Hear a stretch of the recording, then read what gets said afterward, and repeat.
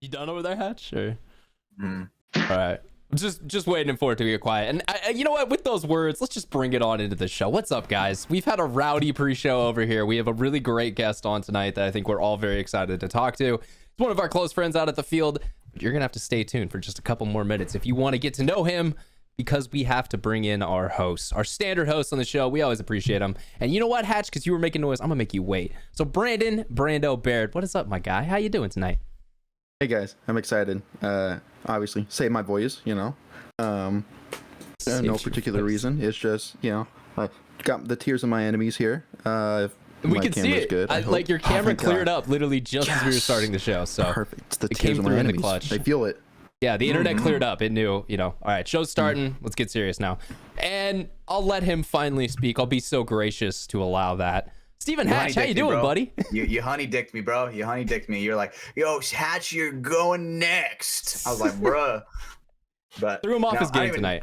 I don't even know what episode we're on. We're past a year, so we're on 55, brother. At that point, 55. We're on a nice one. Well, 55. Nice. It's nice and even. I like it. Okay, sweet. Damn, it's like over halfway to 100, bro. That's so wild. Yeah, man. 104. That's the new 2-year goal. So God damn. That's when we celebrate again. Yep. And yeah, guys. I mean, getting to these 55 episodes, we've had some help along the way.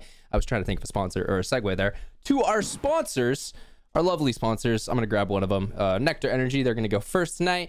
NECTR .energy. That's their website. You can go check out some more information about them. They got their 2 great flavors, and we're going to be talking about them more later on in the show. I will be throwing in, let's do a fresh mint tonight. So I'm going to leave that over here. I'm gonna grab our other sponsor. We got Liquid IV. We appreciate them. Also have them in my bottle ready to go tonight. They keep you hydrated. We love them. We appreciate them. liquidiv.com. The promo code over there is Mafia_Moffitt. So you got to go head over there. You're gonna get 20% off and free shipping. And yeah, same thing. We'll talk about them more later on. We appreciate you, Liquid IV. And last but definitely not least, we're kind of our own sponsor, I guess. The Patreon, at least. If you want to head over there, you can get a chance to win this beautiful Media Series headband. It is number 97 to 145, which is one from my series. So this is the Moffitt. If you want a chance to win one, you got to head over to Patreon. Patreon.com/Mafia_Productions is where you can get signed up. Had a couple more people enter, so the pool is growing. Your opportunities to get it are kind of shrinking down, but you got to get in there. You can't win if you don't play, as the lottery would say. And yeah, we've had a whole bunch of people signing up for that, which we appreciate. If you want to see me have frosted tips and cup, you got to keep signing up, people. So get your friends on in, listeners of the show. You know, all the other great benefits, though. They get access to this podcast early. They get ad-free episodes. They get, you know, the benefits of being able to communicate with us and all the other, you know, awesome things that we have available for them over there. And we appreciate all those guys. We really do. They help make all this possible. You get the good early, honestly, dude. Everybody, if you're waiting a week, what the hell? Come on. Patreon, give us some frosted tips. Sure, man. Well, all right. So those are all of our lovely sponsors. If you want to consider us a sponsor, and during that, my seat fell down, so I got to readjust that. But we are good to go now. Let's jump into the show, guys. And without any further delay, let's bring in Codie Collins, name most of you probably won't be familiar with in our, you know, bigger national audience, and especially our international guys. Shout out to you out there. But he's a member of the DMG family. He's on DMG Pink, which is D4 Squad. Correct? Or have you guys moved up? Yeah, D4 Squad still currently. But yeah, so I mean, we see him around the field all the time. We love him. He's lived more life than you'll ever know, and we're going to be discussing some of that tonight. He's got some great stories, but he was definitely one of the guys that we wanted to get on and share some, you know, share some love for. So, yeah, without further ado, let's bring him on. How you doing, Codie? What's up, man? Welcome to the show. Good. How's you doing? Glad to be here.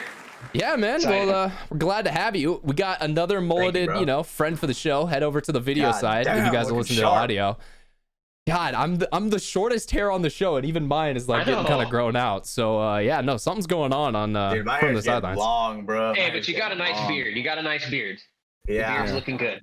Makes up for it. I try to keep it, Where you it all know, goes. nice and trimmed. Oh yeah. I guess that is true. Damn, Brando.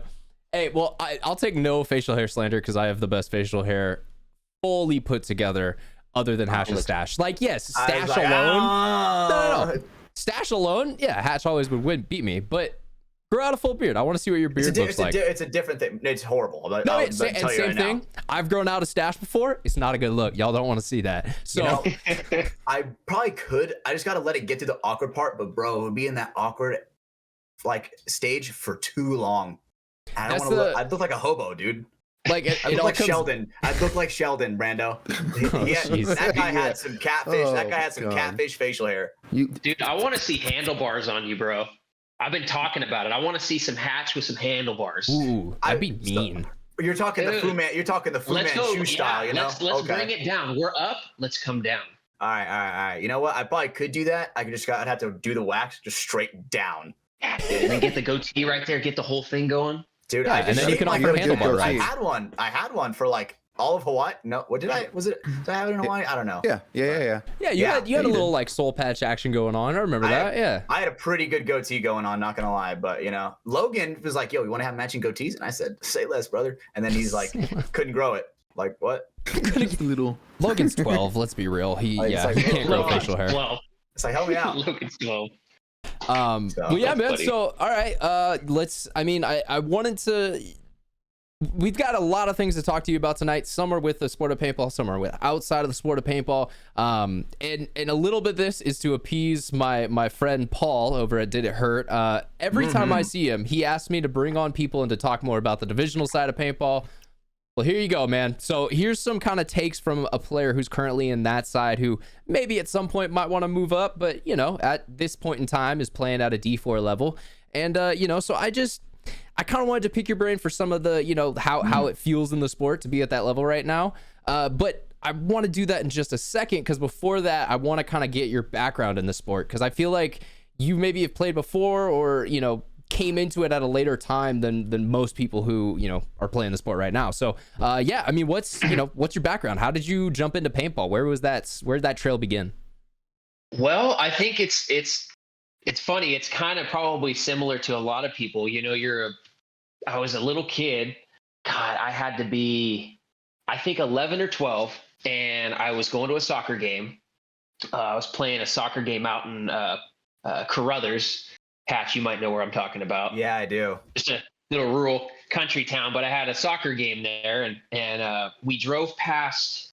Oh, I can't remember the street. It was a country road, but we passed this place, and it looked like there was like the ponding basins. It's gone now, but it was a huge rec ball place. It was called Agape. Do you remember that? Agape? Remember that name? Did you ever hear about that? I don't. I haven't sure. At least, but I'm not too sure. Dude, it was big. They had like 3 or 4 full ponding basins with like military, like a lot of like rec stuff. I don't think they had hyperball, but they had like D-Day, like trenches. It was cool.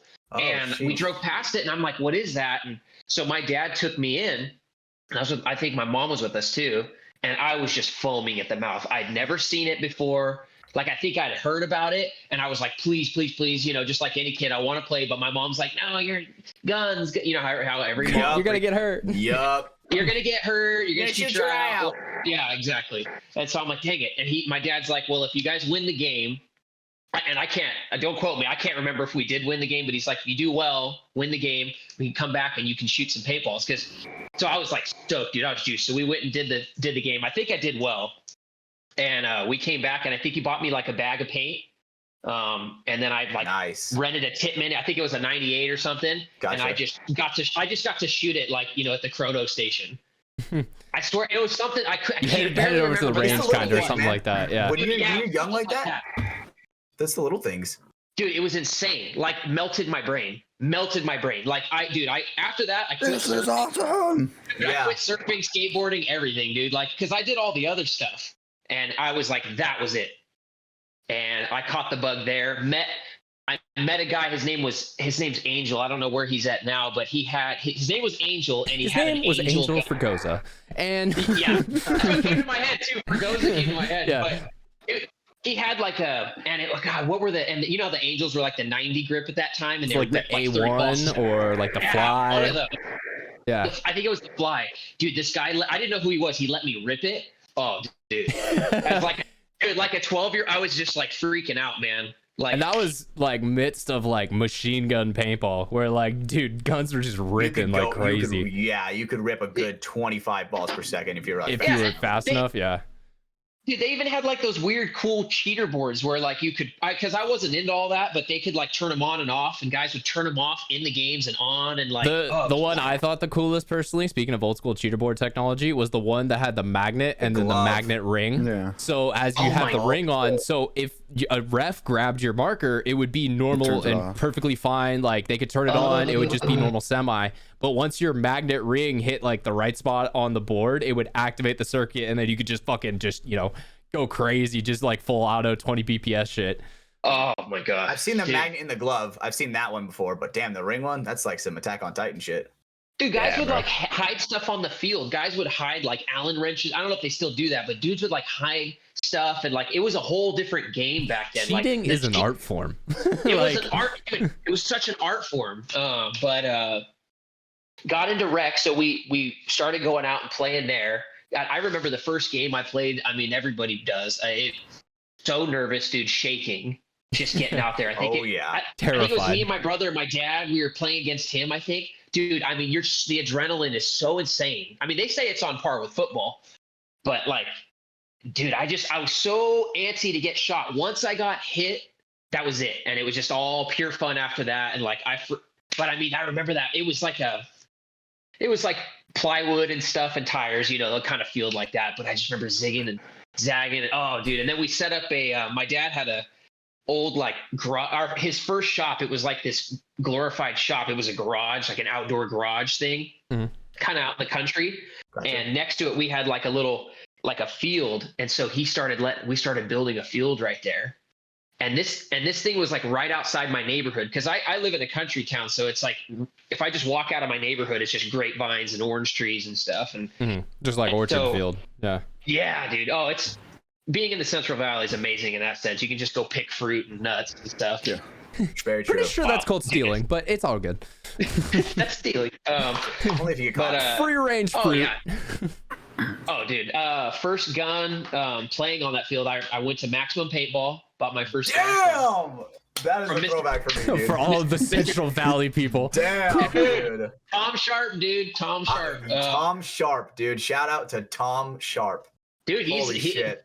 That without them, man. Yeah, without them, I don't think a lot of us would be around. Straight up. Like, this was they had a field and a store. To where, if you needed anything fixed, that you'd take your gun to the store and then Tom Sharp would fix it. And dude, I remember Tom Sharp, this guy, seeing like photos of him, like playing like Huntington Beach or stuff like that. Like this guy had like bleached curly ramen hair, and it was like long, dude. The guy was crazy. That's crazy. I don't think he does anymore. No joke. Dude, fun fact, I'm actually family friends with him, and my mom and his wife are very good friends. Like that. Right? Yeah, dude. What can I say, brother? What can I say? But this man knows Tom Sharp, ladies and gentlemen. Yeah, straight up. And I remember I shot the same thing, kind of like Codie's experience. He let me shoot his ion. We are not worthy. Thank you. Dude, the ion. Thank you, Brando. Thank you.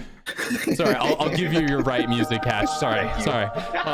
He knows Tom Sharp. But yeah, dude, when I shot his ion, that was when that was an endorphin I can never replicate in my entire life. I was like, and I was like, oh my god! It was just that Maximum Paintball, bro.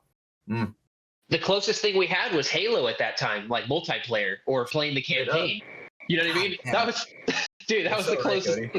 Yeah, but like I bought it was a Spider Pilot. Nice. Spider Victor. That was my first gun. I think mine had some electronics in it, so it was like fancy, right? The Pilot was like. I don't remember the model names, but I remember there was like an EM1 or something that had a board in it. Like Spider made a couple guns that were like literally just mechanical guns that had a board that would like activate the three-way. Like they weren't really like meant to be electronic guns. They just kind of slapped electronics on there. Oh, dude, it was amazing, bro. Essentially. I put the extender too on the tank, the flame one, the CP chrome. You just drop forward. Yeah. Damn. You're like this with the tank on your shoulder. It's just like. It's so funny because if you look at any like old school paintball setups, essentially players would try to make like a square box they would hold, like where it's not really like, you know, distance at all. And now, like, if you look at like a CS3 setup, it's more like a rectangle. Like, we figured out that like having distance is kind of nice. Like, it's easier to control something that's longer. It was wrist breaking back then, dude. All the wrists were just tweaked. Because you gotta play tight. Man. And if my tank, I can get this tight, and then no one could ever shoot me. And it's just That's what I do. I do the hip fire, you know. And then I come out and the Caden Spencer. I just smoke them. Hey, that's sick though, dude. That's, as the kids say, that's ag. That's Pretty ag. ag. No, it's not. No, it's not. Hold your gun right. I still don't Ag is having understand good what that technique, means, bro.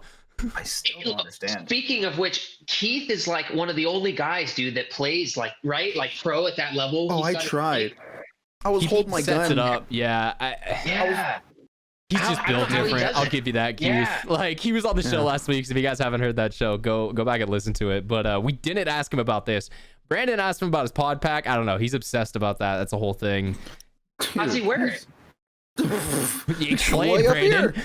Oh, he has it up high. Oh. It eventually rides way up here and he doesn't fix it. But hey, he's getting 3-packs if he's getting 3-packs, you know, whatever, he gets to do what It he is what wants. it is. Shut up, Yeah, semi-pro it is. player. Who the fuck are you to talk? Yeah, Come on. That's Keith semi-pro player. Brown. He's won multiple events in semi pro. out. Yeah, semi-out, you guys are semi-pro at this point. You've been there a year. Semi. So. Hatch, you Not yet. literally Yeah, said almost, before almost, this, talking to Cody, we're the semi-pro team out of Capital Edge. So I know know what? You're you right. only bring that up on the Ryan, podcast. So you're lying. Everything's You're so Hatch is a right. liar. We caught him. You're right. I did say that. But you know what? I will admit to saying that. But Stay humble. Damn. I see Hatch sometimes like this, dude. He's like, yeah. Dude, he pulls out the arcade, like when you're trying to use the yeah. light gun. Yeah, trying to make that shoot dude, faster. my trick shot, Time my trick Crisis and shot shit back in the this past day. weekend. dude, Oh Time my Crisis. Dude, Shit was Christmas. dope. Remember the little Time Crisis? Remember that little monkey with the machine guns, right? Am I thinking of the right game? Ooh. Dude, Maybe? what I game don't am remember thinking that of? well. It was on GameCube. You could play multiplayer. There was like a little monkey you could play it, and then there was like a crispy burnt zombie. Damn, What the fuck? I'm not Dude. trailing, but someone in our fucking Damn. audience Time probably Splitters? is. Time Oh, Time Splitters. Splitters? Oh, Right? okay. I Is that the vaguely right remember game? that. That may be it. The GameCube, I think, came out the year I was born, bro. So, like, I'm sorry. I can't help much here. Like, I know some stuff, but I don't know every obscure game that was made on it. Getting Wait a back to minute, Hatch, What paintball. is that cup, dude? Wait. What's up, What is that cup? My giant It's red his red solo solo cup. cup, filled with- yeah. It's liquid IV, baby. Liquid IV. Use code Yeah. Mafia_mob for 20% off. Name for Because you need, shipping. like, you need some, fluid ounces in there. It can't just be like Straight a up, little, dude. glass. I gotta stay hydrated. But yeah, so back to paintball. Sorry. I'm pulling this back to paintball because we've been talking about some other shit for a while. So all right, so you're playing backyard kind of renegade ball. Your dad's building a field. You got your pilot. How is that for you then, kind of taking that and transitioning into where you're at now, playing the more kind of X-ball side of the game? Because if you could say your age if you want, I don't want to necessarily dox you, but you're on the older 32. side. Yeah, so 32, that was The older 20 side. years ago almost, if we're talking about when you're 12 or so. So in those 20 years, I guess, where was that from then till now? So back at that, so things moved really quick. So I come from an extreme sports family. My dad, you guys ever meet him? He's like a Tony Hawk. I mean, I'm telling you, the guy's, he's better at surfing than me. He's better at skateboarding. You know what I mean? All the girls in middle school, well, I'd say high school. In middle school. Girls, sorry, no, Motherfucker's 10 pulling puss, bro. Middle Like, school flex. Hell yeah. Brandon, calm down, Brando. That was scary. That's the only time you Sorry. talk up is when we mention young people, and I don't like that. Start reading. Dude, sure, but, but okay. I mean, all the girls in high school love my dad. Like, it's just, he was so cool. So it was always like, me and my brother always trying to be cooler and more athletic than him. But dude, I mean, watching like a 40-something-year-old guy do like a front side grab in a deep end pool, like a 13-foot pool, you're just like, okay, I quit. Yeah, dude, he's like that, bro. So we had that field there, and we would just play. My friends started playing. You start getting people into it. Then we start filming it. Then I've got a buddy, and this is all like on camcorder. I got to get this video, but there's DV video tapes. out. Dude, yeah, those little tapes, and buddy put like Linkin Park songs over it, like Damn, I gotta 90s see these. early, dude, and we're just playing, playing in the, that rec stuff, and so we started going more and more to Maximum Paintball, and we started connecting with Tom. We started connecting with those guys with What Team Rick. What time is this? Do you know what year this is? This is early 2000s. So this has got to be. Is this 2000? This has got to be 2002. I should it's ask. We'll just say 2004. Gotcha. Okay. I don't know. Well, Way I before me think then. it was before that because I stopped playing in 07. Well, the last tournament I played in paintball was 07, which was PSP Vegas. And I wasn't even 18 when I played it, and it was D3. I had no business being there. I don't know how I got rostered. Oh my God, dude, it was terrifying. And it was like 16, 15 balls per second. But before that, we basically connected with Rip, and we started playing. Another nostalgic one for me. We started playing at it was at the time called Paranoid Paintball in Lemoore, not Air Warriors. Yep. Damn, Yeah. dude, you are really hitting me with it. Yeah, and what was the owner? His name's Eric. Fucking Central Valley people, Brandon. The new guy? Jesus. No, the original owner. I forget his name. Oh, dude, that was way before my time. Like the original guy. That was way before my time. Really rough around the edges, but funny. And so we started a team. My dad came up with the name. I mean, I was a kid, so I thought it was cool, but it was called Strychnine, like the poison. Yeah. Oh yeah. I mean, he's an 80s guy, dude. He's like, That's like, dude, that's such a like, yeah. Such a 80s, 90s band name, Oh, dude. like, yeah. Yeah. It's such a dad name Battle for of a the Bands, team. we're Strychnine, Yeah. like, You guys just the artwork. I think he still has the banner, but it was like Strychnine, like in like green melting, and then there was like a skull. Just like that God, typical this 80s just, hair metal yeah, dad this thing. just like, sounds like not my childhood, but a childhood in the early 2000s. Dude, he's hitting me with it was really close to home, bro. So You yeah, Central yeah. Valley people. Yeah, dude, I'm gonna it's a just small keep using community that around slur. here. You Central it's- Valleyers. It's a small world So- around here, so it's like teams like that where you're talking about like Rip and the Field and Lemoore. Dude, that's like anybody who's plays in the Central Valley of California knows those places. Mhm. So No, it makes sense. dude, it was That's bro. your guys' Well, back community. then. So we started there, and at the time, paintball was really booming. Like when I came into like playing on grass and air bunkers, paintball was like fully blowing up. I mean, the Yeah, that valley. was the We had time. how many fields did we have in the San Joaquin at that time? We had Baco, we had that, we had something in Tulare, we had Agape, we had Blackbeards, we had something up in the holy mountains. God, the Blackbeards one, damn. Dude, there was like 6. I swear, at one point there was under 10 fields in like not even 100-mile radius, and not including Modesto and like Sac and all. It was. I think that was popping also here. just. I think it was popular there, but I think that was also just paintball in that era too, because every other market that had a lot of like populace around it was blowing up for paintball, just because it was. Guys, like they thought paintball was gonna be the next fucking BMX. Like they thought we were gonna headline a fucking X Games tour or some shit. Like people were investing into us in that sense. And then a recession happened, which, okay, obviously we can't fucking time that. And then I also believe that we had a lot of very bad management that kind of set us back even farther. So, kind of two things. One you can't predict and one you can. But yeah, man, like it's so funny to hear you talk about that, because that really was like paintball was seen like skateboarding in the end of the 90s, where now every single town had a skate park. Everyone was like, this is now cool, whereas 5 years ago we were trying to get these guys get off our lawn, you skaters, and it kind of completely changed. Oh, I did. No, it was wild, man. Yeah, we started basically practicing against them and other local teams, and signed up for XPSL events. And I think the best we ever did was like a 6th place, which was cool. It was fun. We did that XPSL in Santa Clara. There was a field in Santa Clara, and it was like clay hard pan rock, like under the bunkers. I don't know if you guys remember that field, dude. It was so. I think I have been there. It was like concrete, like it was dirt but concrete. Is that the one with the it was like a dirt bike maybe course next to it? I can't remember. It was they had a bunch of fields too. There was like 4. I feel like there was like 4 or 5 fields set up, all different layouts. We did 3 events. One was it SC Village? It was one where it came down and it was on turf. Oh, where was it? I think it was in SoCal. We did Bakersfield. Yeah, I mean, I'm not too sure what feels that there at the time, but that does sound kind of what SC, because I know they had the the dome. Like I know that was something that was like they had the pit, and maybe I'm just conflating the name with another field down there, but I believe it's them.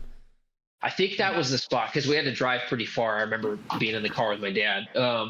We did those, and then in between that, we went to like the hunting. I think I went to 3 Huntington Beach events. Fuck so you. I was at them, dude. Like, and I mean, when you talk about the sponsors and it just the money was flowing, dude. I was on so many balls, drinks, and Monster. Dude, I remember tasting Monster for the first time, dude. Monster. The first time I had it was at Huntington Beach. Dude, you know, like you know what's funny? Circle, like energy drinks as a whole at that time were really like that's how they were starting to get out there. Because I remember the first time I ever had Red Bull it was the first ever energy drink I had was at like a random like triathlon event where they were like just there giving shit out, and I was like, all right, I'm like 10, I'll try that.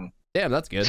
But like, fucking awesome. Yeah, so hyped. But no, and like I also feel like, you know, maybe that's not money spent in the best places, just handing out products. But at the same time, like that was at least cool that you were able to experience that, because that's something I've always been jealous of.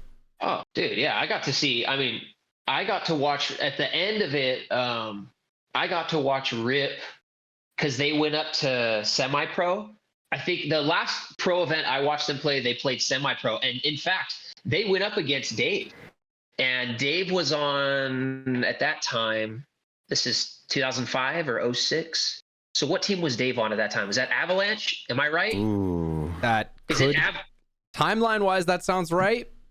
Because I don't think he went to Damage, or was it Damage or Russian Legion he went to first? I know it was one of those two. I think Legion. I think it was Legion that he went to. And I think that was like 07, 08 maybe? I don't know. I'm throwing shots in the dark here. So I'm guessing it's Elevation. I got to bring that up. I'm not the best paintball historian. I'm like mid tier. You know, I know some of the big events, but that's about it. Was that when Tom was on? Was that when Tom Sharp was on Rip? Yeah, dude, they were really good. So like, so we got even. Actually, I'm skipping stuff, but before that, we went to Pomona PSP. So thank you, Brandon. Where my dad moved, he moved to another place, and we had a big warehouse and a huge parking lot. It used to be the original Fowler Packing Building. And so this is a big asphalt area. I'm talking thousands of square feet left, like perfect, right, for a field. Mm-hmm. So my dad got the bright idea, let's go buy an airball field. Like I'm telling you, that when the bug bit us, it bit my whole family. Like, and my dad's so intense, dude. I mean, he was just like, let's go. This is what we're doing. Mom wasn't too happy. Oh, dude, my mom was so pissed. He's spending so much money. Dude. Damn. But we went to that Pomona X-Ball event. It was like probably one of the muddiest X-Ball tournaments ever. I think still to this day. It was insane. Texas would like to have a saying with you, but okay. Oh, dude, it was insane, bro. There was so much mud. I remember it being all over Faceful and stuff. I mean, just like dudes were like so many. Did you say remember that face? No, remember Faceful? Faceful. I thought you said Faceball. I like Facebook. Yeah. I was like, what? I'm like, you're old, bro. You're not that fucking old. Like, but yeah, all right. So Faceful, the magazine. Yeah, I got you. Makes sense. Dude, yeah. But it was crazy. So we ended up buying an X-Ball field after the event, nets included. Damn. And, okay. Yeah, it was on grass, so there was no turf. But me and my mom and my brother and my dad and my little sister, we like packed it all up and everything ourselves and like took it home, brought it back to little old Fowler. I mean, my dad, we got these huge poles. We dug out the concrete, cemented them in, netted it like the full X-Ball field, like big time, dude. And then we knew like, cause we're in construction. So we know like all the carpet companies. So we started getting old remnant carpet, and then we just did layer after layer and made it like true to size and had the big X and everything, but it was all carpet. I see. Dude, okay. As kind of a turf replacement, kind of. Yeah. Yeah. And so all teams started coming to our place because we had literally the sickest field. Hatch, when did you get into it? Maybe you didn't play at the field. Dude, I started playing in like the end of 2013. Like, oh, dude, I was gone. Yeah. Dude. But yeah, it's like if you were. Wait, so did you guys have like a compressor and everything? Like you guys had like a pretty much your own field setup? Let me melt your mind. So then we went to National Paintball in LA, met them, everything, shook hands, got a dealership with National Paintball, which used to be the main, I think, distributor of all that, of a lot of stuff, right? Okay. Now, I can't remember if they were just paintballs. didn't they do more than that? I actually remember. don't know much about that brand in particular. You said National Paintball, right? They were like the distribution company for a lot of stores and like fields, I think. That And may so, be a future video essay for me, but yeah, no, I don't know much about them. Here, watch out, my dog's in here. So yeah, we got a dealership with them. We got the compressor, we got the air system. Dude, they delivered like pallets of paint. Mhm. You know, like we kind of had a field, but you didn't have to pay to be there, but you did have to like buy paint. Like, dude, no insurance, no liability, just like, dude, Real, like, the old American Sketch. way. Yeah. the old way, dude, the old west, and dude, No one like, was getting sued. oh, bro, dude, and so Rip brought their both their teams because at one point I think they had a D3 or D1 team, which who So was on is that Rip? I'm squad. sorry, this is something I've been a little confused about because is Rip a person or a team? It's a team. It's a team. Okay, It it's was, a team. dude. Because sometimes I'm like, are they talking about a guy right now or like? No, but I got you. No, All right, it so was it was not. like It was an called organization. Fresno Rip. It was called Fresno Rip. Okay. The reason I talk about them so much, I would say they were the premier tournament team Yeah, from In here. that area, For yeah, sure. like yeah, Yeah, okay. the best. They were the best. I would And- watch them for sure. And yeah, and so they played, and so we just became like families. Like, dude, all the guys would come over here to my house, and like we would just watch stuff. Like they became part of our family. Like my dad and Tom, like we kind of merged. And then I started. Once my team fizzled, they took me on, and I was like their snake player. And I was a young kid. I was like Evan, really. Yeah, That's why, kind of like Evan, dude. Like, and That's your job. If you're under 15 and you're at a paintball field, you're playing the snake. You don't get any fucking say. Go, Get kid. in that goddamn snake. Like, yeah. And if you oh, say dude, no, I wanted to be like Thomas Taylor, bro. I had the mohawk, shaved my head, had the shit. mohawk, had the pink JT pants, you know, Fire. damn. Fire. Rasta wrist guard, Rasta headband. You remember how it was. It was, dude, it was Holy wild. shit. Damn. I like even how went you down keep with saying, Hatch, you know how it was. Like, this wasn't 7 years before Hatch ever picked up a paintball marker. You know, like, it's what funny. the fuck? It's funny because, dude, there are some things that he is talking about that I do know. Like, I remember like watching kind of like the fizzling remainings of Rip, right? Back when they didn't have any of like the really good people. But obviously, Tom is retired from the semi-pro scene and all that. So it's kind of like the Weekend Warrior version of them, you know? Mhm. And I actually, dude, I low-key had So a essentially, grudge you saw against Rip for after a they got while. relegated, essentially. Basically. And I actually, It's fun. Yeah. I had an experience where I actually hated that team, not even gonna lie. It all comes out. Okay. There it is. Well, yeah. Yeah. all right. No, they did well, and so I played with them. I actually went down to a tryout with two guys to try out for the LA Bushwhackers. If you guys remember that team, I have heard that, That actually name sounds before. familiar. Yep. Yeah. they were Bushwhackers. the captain Ron Kilborn. He had like Oh, a yeah, fused okay. spine, so he couldn't like bend his back, but he was they were like a bottom 20 pro team. I'm not trying to throw any salt, but No, I've heard of Killbone before. He's one of the paintball kind of history figures. Hmm. You hear about it him was in a lot wild. of stories, like all those guys. That's the funny thing with that kind of early day of paintball. Like, if you were there, your name was getting thrown in a lot of different stories. So, like, these random guys you'll hear. Mm-hmm. Oh yeah, dude, he was scary, man. He was so intense and mean. Oh, I feel like all those old like the captains and the I guess the captains of like all the old pro teams. I feel like they were so gritty, man, and briny. Oh, and mean. so much. No, it's Yeah. different. Yeah. Because your captain was like a 35-year-old dude, not, like a 20-year-old guy. Smoking cigarettes. Yeah, or even Yeah. like Yeah. nowadays you have like a more kind of professional manager or something. Like, I don't know, it's just different. Like, I mean, look at you our think coach. back to like Our coach is pretty crazy. Yeah, but I was gonna say, you don't like- mess with him. think back to like, Rich, like the franchise Telford, like back in the day. The dude, like the quote in Heroes for a Day is like one of the reasons they picked him as captain is because he'd beat the fuck out of everyone else on the team. And that's not the actual quote, but it's like along those lines. And that's how it was back then. It was like, you tough? All right, Oh, you can yeah. get all of us in order then, so you're captain. Mm. Oh, it was Okay. intense, man. Yeah, I feel like that fire is kind of like I kind of like it, dude. I mean, I respond to it. I grew up with a pretty tough dad. Pretty intense, kick you in the butt, never give you a trophy for anything, tell you to just do better, and so I like it. I don't mind it. It's Cannot cool. relate. Sound like Jake Paul. Dude, oh yeah, bro. Jake Paul documentary, dude. I Yeah. almost No, watched that's a good it. one. I told you you should watch it, Hatch, and Yeah, I would actually I'm say going everyone to. probably should watch it. For me, the parts that I like about it is like I respect people who are really good business-minded people, and you could tell within an instant that like this dude knows what the fuck he's doing. Like he's being a villain not because he's just some spoiled kid, but because he's putting money in his pocket and everyone's pocket around him. So like I respect that. But yeah, Sometimes like you I gotta don't have know. the villain. Yeah, and like they bring up some stuff, you know, talking about his family life and shit, and like, you know, some sides of the Paul brothers I think no one's ever really kind of talked about or seen. And hey, how much of it is true, how much of it is drama, how much of it is trying to sell shit, I don't fucking know. But you know, at the end of the day, I think I gained a little respect for him during that. Hey, Nice. he's a pretty good fighter, man. I'm not gonna lie. No, I he's a gotta fighter. give it to the guy, Anyone- man. Without a Anyone doubt, who if you don't says think he's a Jake fighter, Paul is not a boxer, you're just dead wrong at this point. He is. Like, don't get it twisted. Like, he's a good fucking contact sport fighter. He's he beat the and shit what? out How of many? 100% of the people saying he's a bad fighter. Yeah, and how many years into is the guy? What, three years? Maybe Something like three. that, Something right? like that. The guy's been training Yeah. like crazy. I think Yeah, he he's a- may be like, because I know Logan wrestled way back when they were in like high school, so maybe he did some shit like that. But like, no, he never had like an MMA or a contact sport background.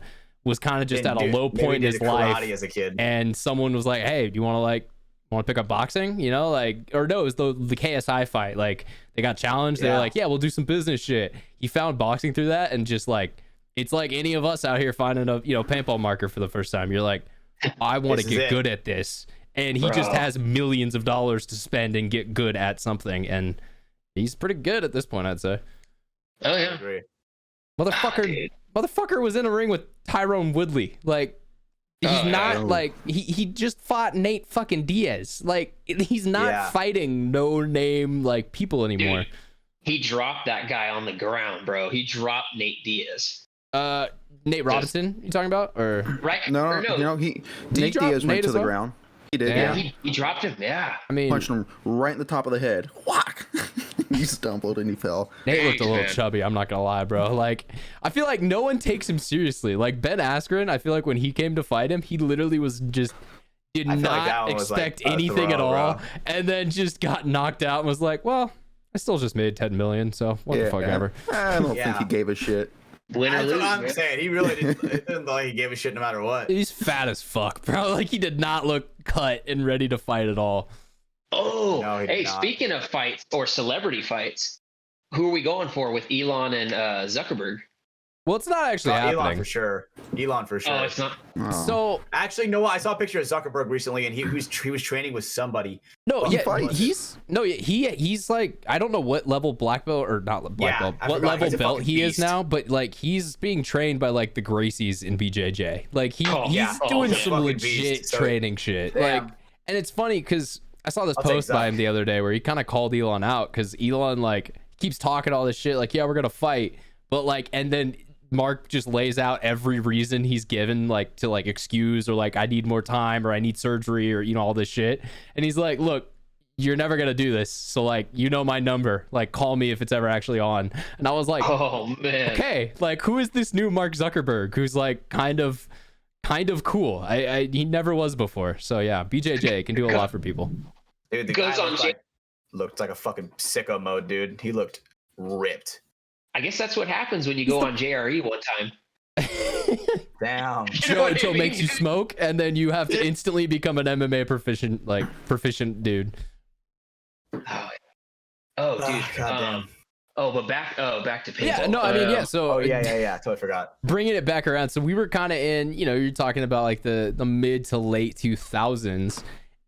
I guess I'm curious as to why you've been in the sport that long and you're kind of at where you're at now. Was there a break ever between this? Was there a time that you stepped away? Like, I think fill me in on that a little bit, because you've been around the game, you know what's up, you knew a lot of OGs you just listed off there. So Yeah. what was the step from then to now? So where it led to, I started. So I was still in it in 07, and this is right before everything tanked. And I remember my family. It's gonna take a dark turn here. But like Sorry. right before it tanked, I feel like my parents were it was starting to get, challenging financially. And I was at that age where I think like every teenage guy gets like this. We start getting that attitude problem, and I started acting like a little punk to my parents. And I was supposed to be going with Conrad Ringel and who else from RIP to go to Excessive and start training and getting on that team. I was gonna, if I'd have just kept my grades up, not argued with my parents all the time, because I was a good kid, but then I just started I got into this weird mode for like a year or two where I just didn't care about school. I became a little jerk. I don't know. I think it's just a teenage thing, that whole teenage angst thing. I don't know. And so they weren't going to pay for it. And they're like, dude, if you're going to, you're going to be like this, we're not going to pay for you to go, and play with Excessive every weekend. And so I was set up to be up there playing on that squad. And that was like the original Excessive. Like at the time, I think Marshall was still playing. Telford was still there. I think Thomas Taylor was on the squad. Davey, what's the guy with the diamond earrings? What was his name? He was like a back Davey player. Williamson. I think Williamson was on. Who am I missing? Mike. There was a guy. He was like a Yeah. bartender. He was from Vegas. Nicky Vegas. He's not. Was it Nicky Vegas? Yeah, No, Vegas he- was or a is it- bartender. I mean, I think he left before that though. I think it from was Vegas. like 05, 06, Okay, maybe Thought it his was something family like owned that he Vegas. left. Or His was it family Cuba? actually. He's a descendant. My Or am I daddy owns thinking Vegas. of Nicky Cuba? Or no, Nicky Cuba? Didn't they It they may were- have been weren't they Cube. both I mean, on- there was two Nickies who played for him. Yeah. Vegas leaves during the Heroes for a Day documentary, which actually takes place before what you're talking about now. So Oh, I'm gonna okay, guess that it was Nicky Cuba because I think he stuck It's around with gotta the be team for a Cuba. lot longer. But yeah, I pretty much blew it. And I started just, being a typical teenager, and I was Yeah, getting just real. started getting into Fuck you, Mom. drugs and women, Yeah, it and was. Well, it was the music. I think music started pulling at me, and I was really getting into music. I blame it music. started. The music we started go. corrupting your young soul. You were starting to have too much fun. You're starting to get too free. We can't have any of that. Yeah, paintball was first, and then that started creeping up, and then that passed it. And this all happened in high school, and like right as it passed, economy tanked. My family went from like upper middle class to literally like food stamps. Like cars got repoed, lost bankruptcy, everything. Luckily, the house was in my grandmother's name. I mean, Yeah. everybody in construction, it's the same story with everybody. But Yeah, I mean, because most job fields like that, you're just living off debt. And so as long as the cash flow is coming in every month, you're fine. You're totally fine.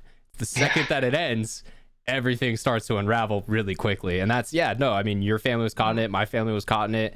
A lot of people's family, the American public was not ready for all debt to instantly become a lot more expensive in like a month. Oh yeah, dude. But you know what? Honestly, like I felt a lot of, and that was like the first time I really felt that embarrassment and shame. But dude, it was such a good lesson for me to learn, because I think if that had never happened and we just stayed up, I wouldn't have learned the value of like hard work, $1, and then it took all the value out of material things for me. So for me, I can lose things, get things now, cars, I don't care. It doesn't, you know what I mean? They're just material. It taught me a lot. It beat me down in the right way. I think the way I'll say this is the way you're looking at it is beautiful. I do think if we didn't have a recession in 08, a lot of things would be for the better. But yeah, I think that's a good way to take from it, kind of that scrappiness that, hard times instill in people. It is really a true thing. Like when you go through some hard shit, you figure it out, and you come out of it always with more skills, even if it's not necessarily the ones you wanted going into it. Yep. No, it was great. It was a good life lesson. Taught me and my siblings, a lot of stuff. And so good. tragically, it was kind of the recession that kind of pulled you away from it. What brought you back to the sport though? I guess then how did that fire get reignited? So Thanksgiving 2021. Very recent. So I stopped playing. Like I did not play from whenever. So, I mean, you go on my account. I think that last event was 07, like official tournament I played from there. And then I think I played for 6 months into everything going to crap. And then Thanksgiving 2021, I go over to my dad's, and me Like and my brother, 13 my years, sister, essentially. Yeah. yeah, something like that. And we're just talking, we're having some whiskey, we're eating food, just BSing about stuff. And my brother's like, "Hey, where are those old paintball videos?" Sorry, my dog's in the frame. Oh, hi. No. Bring the dog back. What's the dog? Hi, dog. I've got two chocolate labs. I've got a father and son. We're a fan of dogs on this show. Callie, is Callie there? Hell Callie's yeah. there. She's always in the background. She's hidden by the mic. She's bunched up. She's sleeping. Callie's behaved. Hey, fun fact though, Hatch, my first family dog, her name was Callie. She was a golden retriever. Nice. Great dog. Hell yeah. She went dude, she was just a log, bro. It's so funny when you dogs, as soon as you fix them, they blow up into Tootsie Rolls instantly. Yeah. Yeah. They lose that metabolism, dude. They just go whoop. But yeah, we were watching. My dad still had all the videos, and so the videos that we had that were filmed were on those small camcorders with those little discs. I can't remember the name of them. Oh shit! I know that wasn't what you're talking DV. about. Damn, what were those called? Oh. And they used to, dude. Was Those it used to be able to micro fit. something? Maybe. Micro CD or something like that? Yeah. so. Brandon, look it up, Brandon. That's all I you got do. it. You I don't got talk it. on this show. No. So I might as well do Hey. something. Come on, I need the Jamie. answer right now. it Mini up. CDs inside of a case, inside of a camera. Brando. The pressure's You on, need it. Surgical Tech. Go. Mini Sweating. CDR. Mini CDR, he got it. That's our guy. There it Nice. We love Brando. But okay, so Nice. yeah, Mini CDR. We gotta time that. We had to speed Dude, test him yeah. real quick. is. Sweating, Shit dude. wasn't Flaking, dude.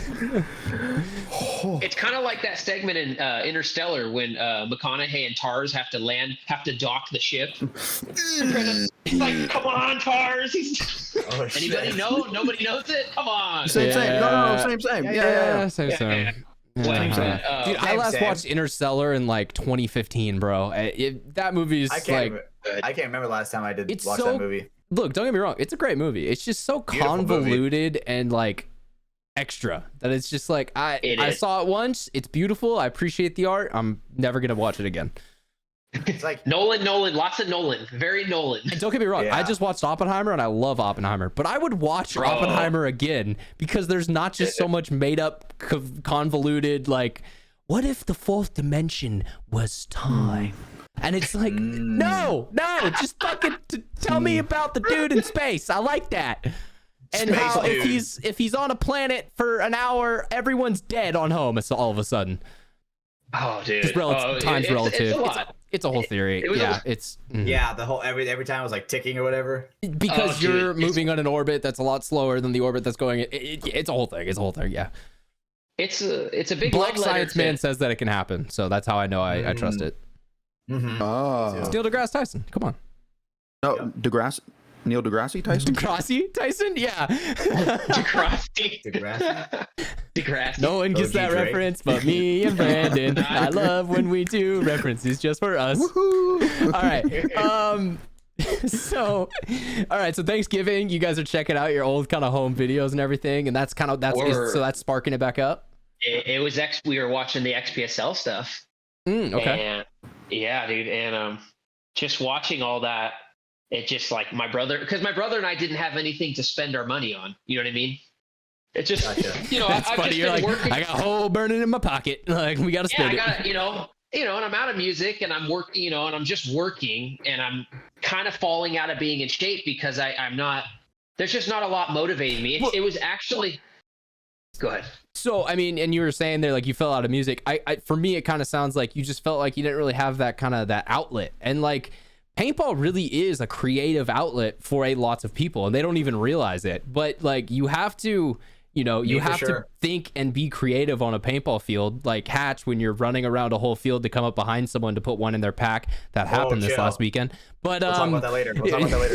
But yeah, man. So it's like that's kind of your creative outlet, and so it was funny to hear you say like, I was just working. I didn't feel like I had anything, and I wanted to do something, and then just right place, right time. Kind of paintball was the thing that popped up. It seems. It came that the old love, the original love, came knocking on the door. Reminiscing. Dude, it was the whole thing. Just like I felt that ignition, and my brother and I looked at each other, and we're like, "You want to do it?" But there was no going out to feel that play for tingle? fun. Dude, feel that the tingle. I felt the tingle. Peter There tingle? was no renting. There was nothing, dude. It was literally, I went straight to Maximum Paintball. Dude, they love you guys. Like, not Maximum Paintball, but I just mean, like, every paintball store loves the dude who comes back in after 20 years. And since they were a kid and couldn't afford things, they're like, full setup, all new. Like, dude, you know that kid working back there is like, bro. I'm making commission today. Like, so happy. I'm not getting fired today. Yeah, dude, got it's it. a Got full a whole setup. Yeah. Yeah, well, dude, coming back to paintball was crazy because when I was playing XPSL, HK was just a team, you know, and so they were selling headbands out of a truck and like, bro, yeah, it was nothing, you know, and now look behind you, dude, two of their jerseys. Yeah, dude, it was crazy, wild. like, cause I hadn't walked in a store in 13 years. It's all HK, and I'm just like, whoa, what happened? Especially on the West Coast, yeah.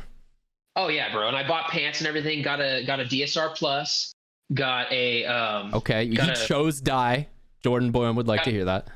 Well, I left off on dye. I left off on a DM6. I think that was the last gun I had, a DM6. Okay, yeah, they were making good guns back in that era. I will say the DM series were pretty good. Very smooth. Dude, they were sick. And then before that, I was a diehard shocker guy. I bought a Shock Tech shocker. My dad bought me one at a I think was it at Vegas? I think he bought it for me at Vegas, and it was all like that silver, and it had this really like aggressive anodizing on it.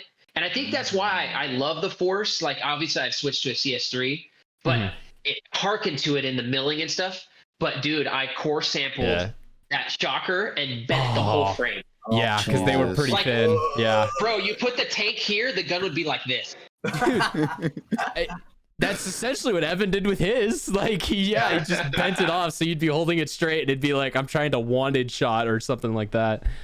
People don't, bro, they don't believe you, man. So one of my favorite markers from the past day is waffle body shockers, because I just, they're beautiful.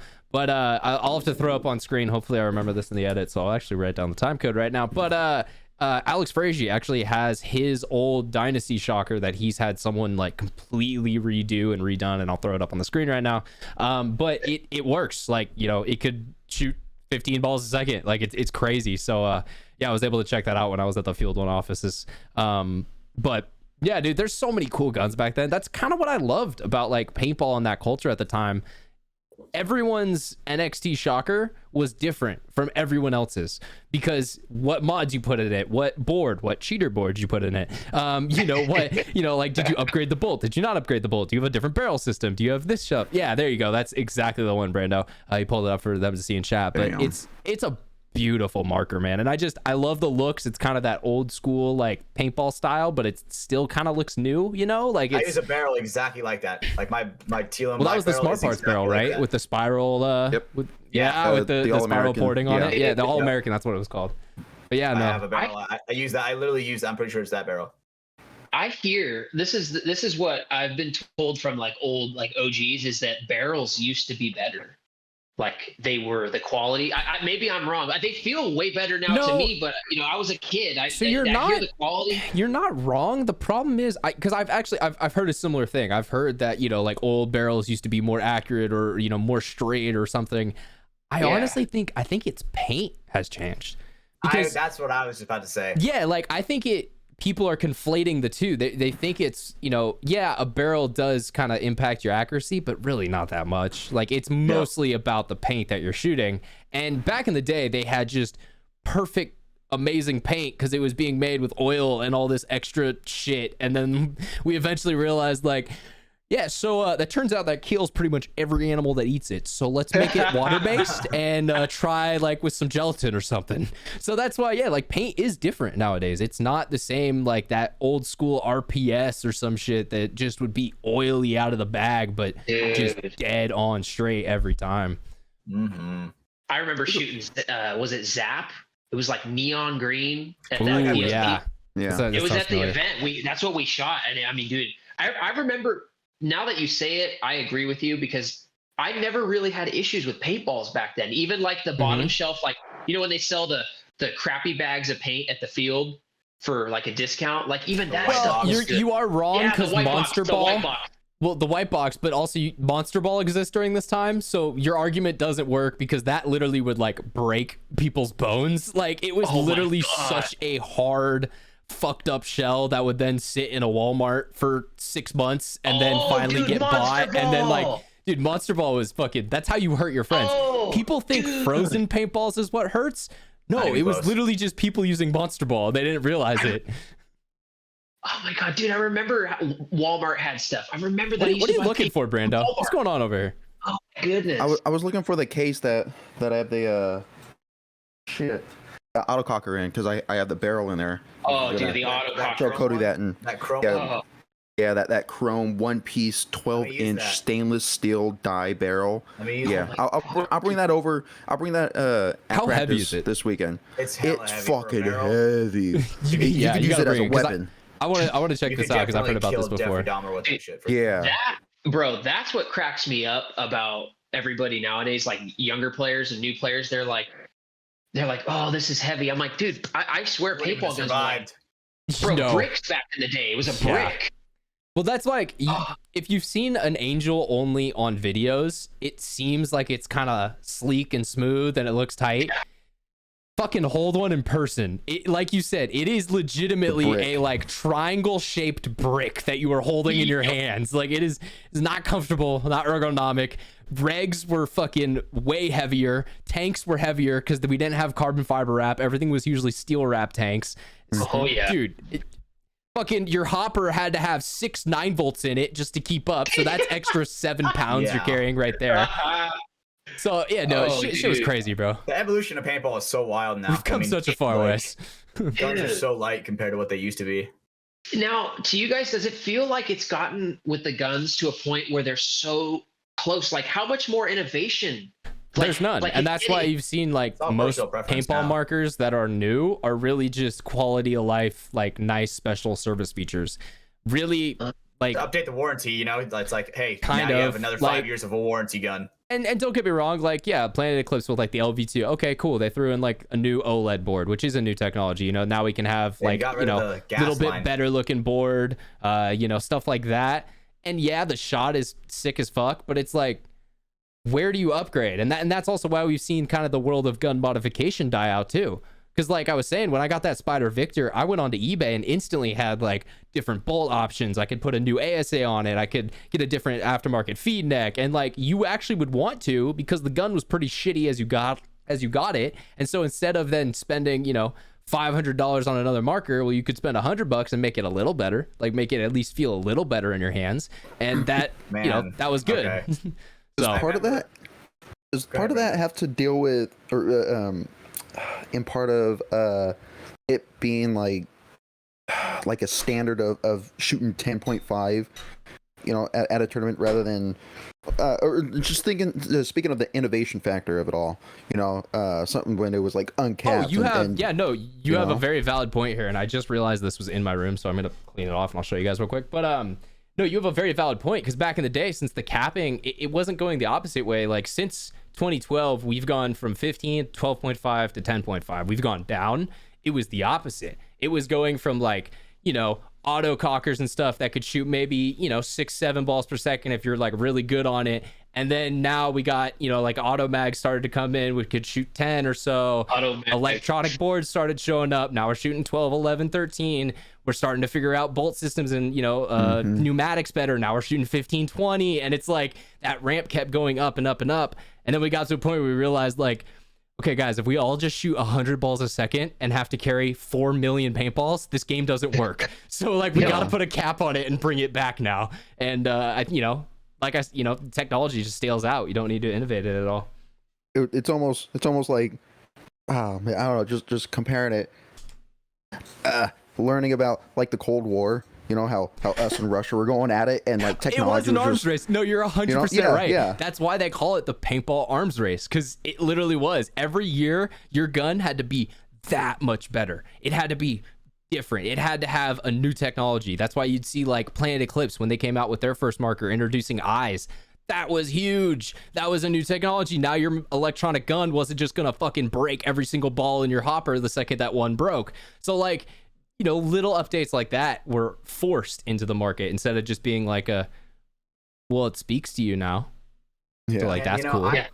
I remember when I got like my Empire axe, right? I worked all summer for that shit when I was a kid. Go to Maximum Paintball, and there's some dudes there, and they're like, "Oh, so like, what you got on your axe?" And I'm like, "Nothing." They're like, "Ew," and I'm just Don't like, have any aftermarket damn. grips, bro. You don't got your fucking. "Look at this shit. I got wood grips." I'm like, that shit looks ugly as hell. Look at this. Yeah. I got a really fat out of weight paintball player girl who's half naked on my gun. Isn't that hot? I was waiting for No, I was no, it's waiting for fucking you to not. say it. I was You're waiting right. for you to God, say it. dude, I never understood that. Dude. But it's here. I'll show it off real quick. This is actually my first ever paintball gun. This is a Spider Victor. Jesus. This is what I picked Dude, up. you still have it. I do. Yo, let me play with that. This is not the original bolt. This is the Tech T Hush bolt, which helps improve air efficiency and made it quieter. It's a badass bitch. Dude, I don't even know if this thing would fire. It's not been Let's figure aired it up out. in Figure it decades. out. No, I should bring Wouldn't out the that- field sometime. Let me see. Yeah, Bro, okay. wouldn't that be such a cool thing to do? Like if we all had a Docking day system where still it's, bro, like bring your original Bring gun your that you OG started. setup. No, Yeah, I want to I at don't least even- have I don't some even fun. have mine. This I don't gun even is have not mine. fun, bro. It is annoying as shit to use.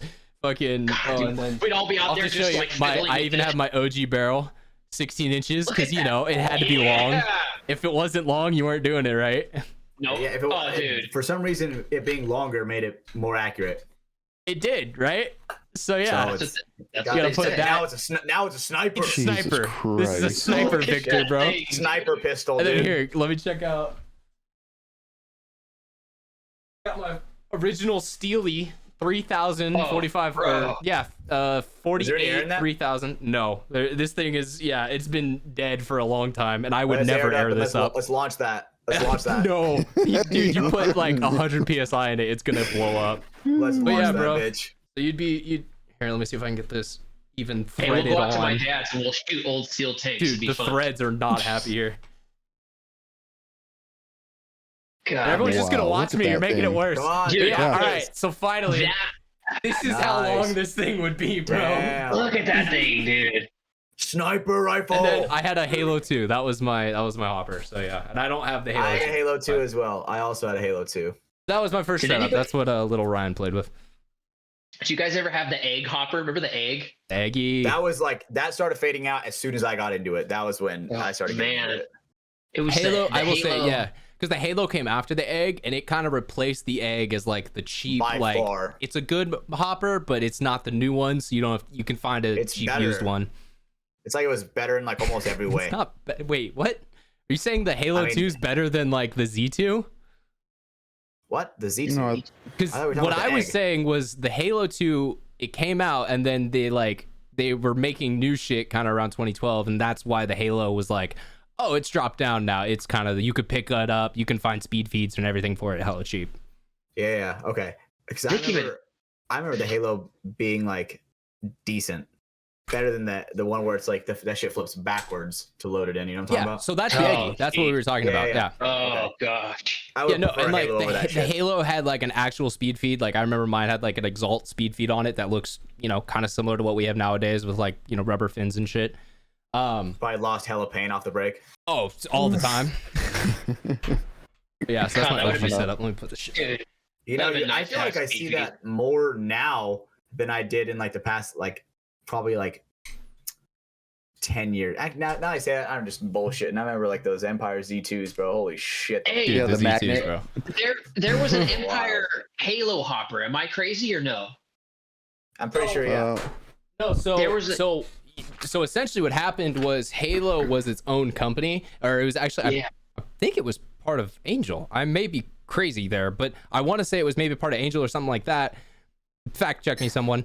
But what ended up happening was Empire bought out either that loader design or that part of that company or something like that, because that was when Empire started to like kind of take over and conglomerate a majority of like the smaller, well-known companies, but like they weren't big enough to like kind of make it on their own. And especially with 08 and the recession getting really hard, they just started picking up all these, properties, Dude, which now at they're, one point- Core Outdoor Sports, which is like 7 different companies. It's crazy.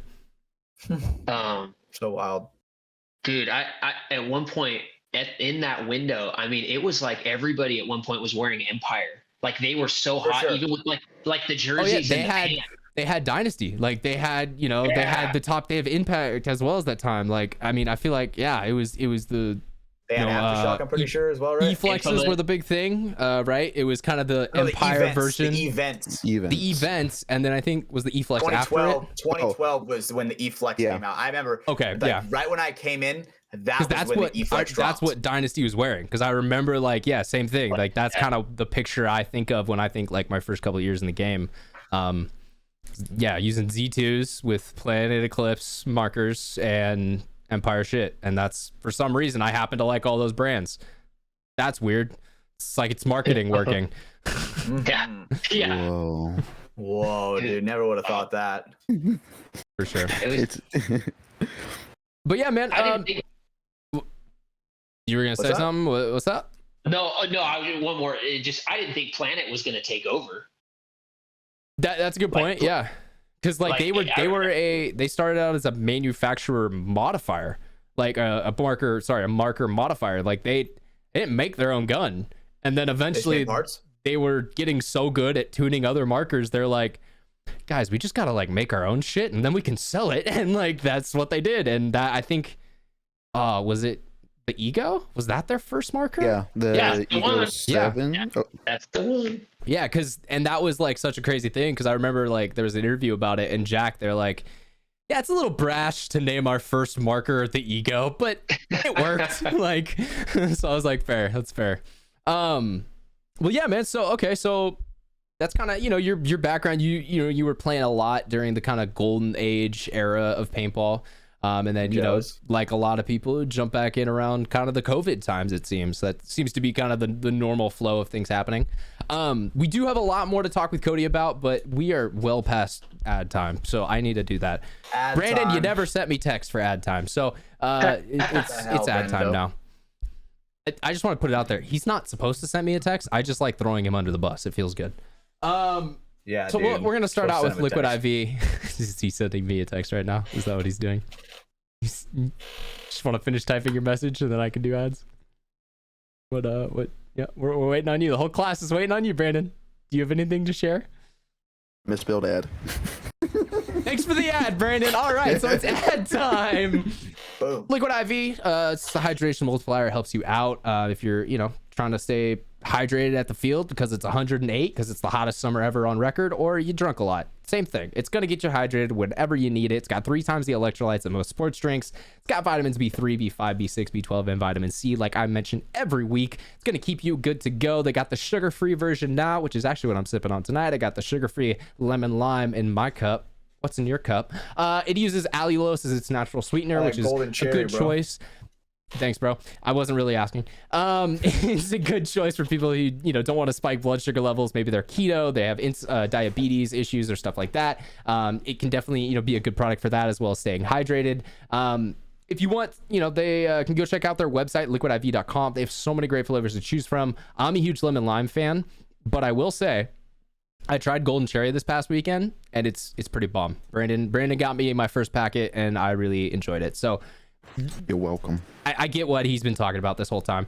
You can also head over to the website, check out the other flavors like I mentioned. They got guava, watermelon, passion fruit, strawberry, pina colada, acai berry, a whole bunch for you to check out over there.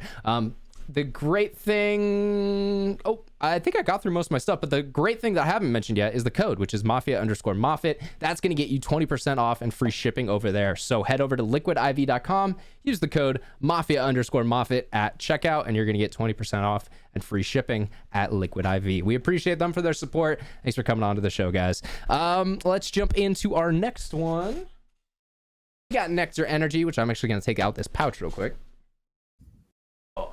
Throw that away, because don't litter, kids. If you get this product, make sure you throw it away. But NECTR's a great, awesome product. I enjoyed it. I've been on it all night so far tonight. It's keeping me energized and packed with energy. It looks like Zyn, snus, tobacco, almost like something like that. Like, I get that it's in the same type of pouch form. The big difference though is this product does contain no nicotine or tobacco products in it, so it is kind of on the more safe to consume side. It just contains caffeine and neurotropics, which I think is cognizine, cetylcholine. I will get it just perfect, one of these ad reads, but tonight is not the one. You could head over to NECTR.energy. That is NECTR. You can see it on the label there, .energy, and you can go check out their 2 great flavors they currently have, Fresh Mint and Ice Mango. Pick some up for yourself. Use the code MafiaProductions, all one word. You're going to get a buy 2, get 1 free. So throw 3 items in your cart. You're only going to be paying for 2 of them, and the other one is going to show up free with free shipping. So make sure, if you want to check them out, head over to nectar.energy/MafiaProductions, and throw a couple in your cart and get that free product. It's always good to get free stuff in life, and hey, it's free. All that free shit. Last but definitely not least, we'll bring it up one more time. Thank you to all of our sponsors over at the Mafia Productions Patreon who are up to win this beautiful headband this month. I'm trying not to take it out of the box because I want it to be the official seal, how it is when you get it from them.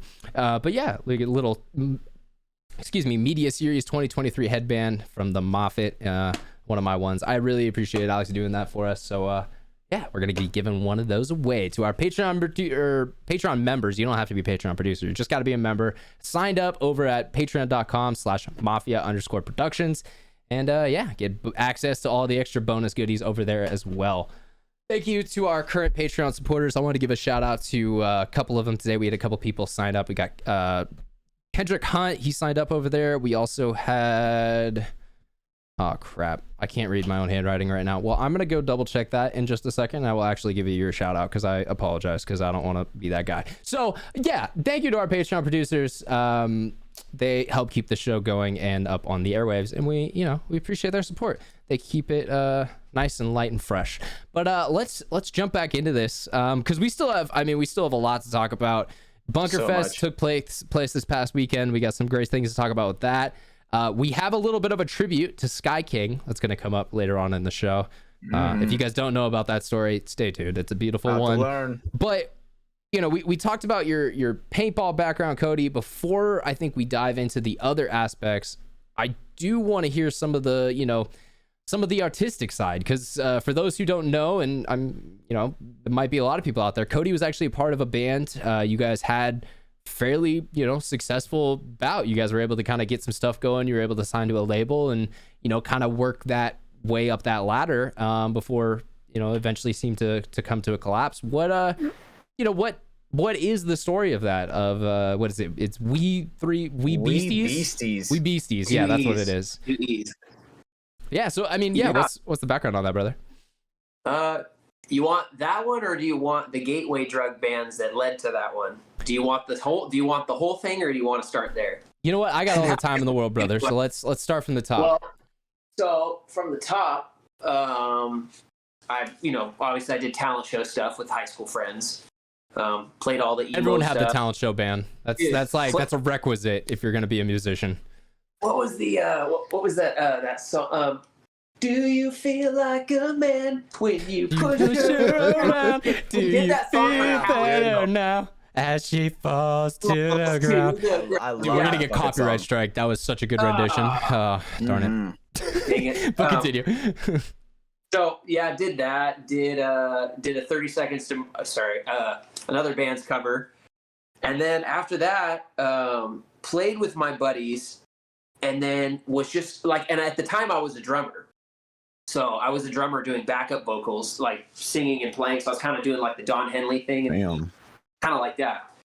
And so I went to In and Out off of the one off of Jensen, the 99, and one of my best friends' older brother was working there, and he's a super sick guitar player. And so he asked me like what I was doing with music and stuff, and so I was like, oh, nothing. He's like, dude, you should come out and jam with us.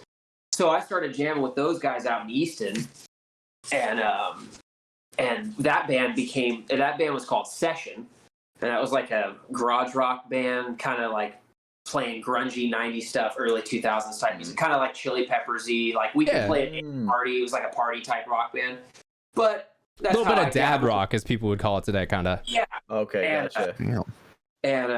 So that's how that started. And this dog, he just wants attention, bro. He just loves you. He's my son. He's literally my son. Does he have Down syndrome? Nice. No, he's old. He's like 11. Oh, okay. But Yeah. Look, dogs with Down syndrome are the best. I'm not even joking. That's Oh, that's not a yeah. joke. It's You ever seen a legit tiger thing. with Down syndrome? No. I have not. That's a thing. Dead ass. That is a. I'll send it over. Don't That's even kind of trip. crazy. And well, we're on a got little it. bit of a tangent from your story, Cody. Sorry to cut you off. I wanted to say, hey, Jonathan Jones, I knew I'd get your name right. So I appreciate you. Thank you for signing up, Jonathan Jones. And then it was also Kendrick Hudd. So I knew it, but hey, I just had to make sure it was right.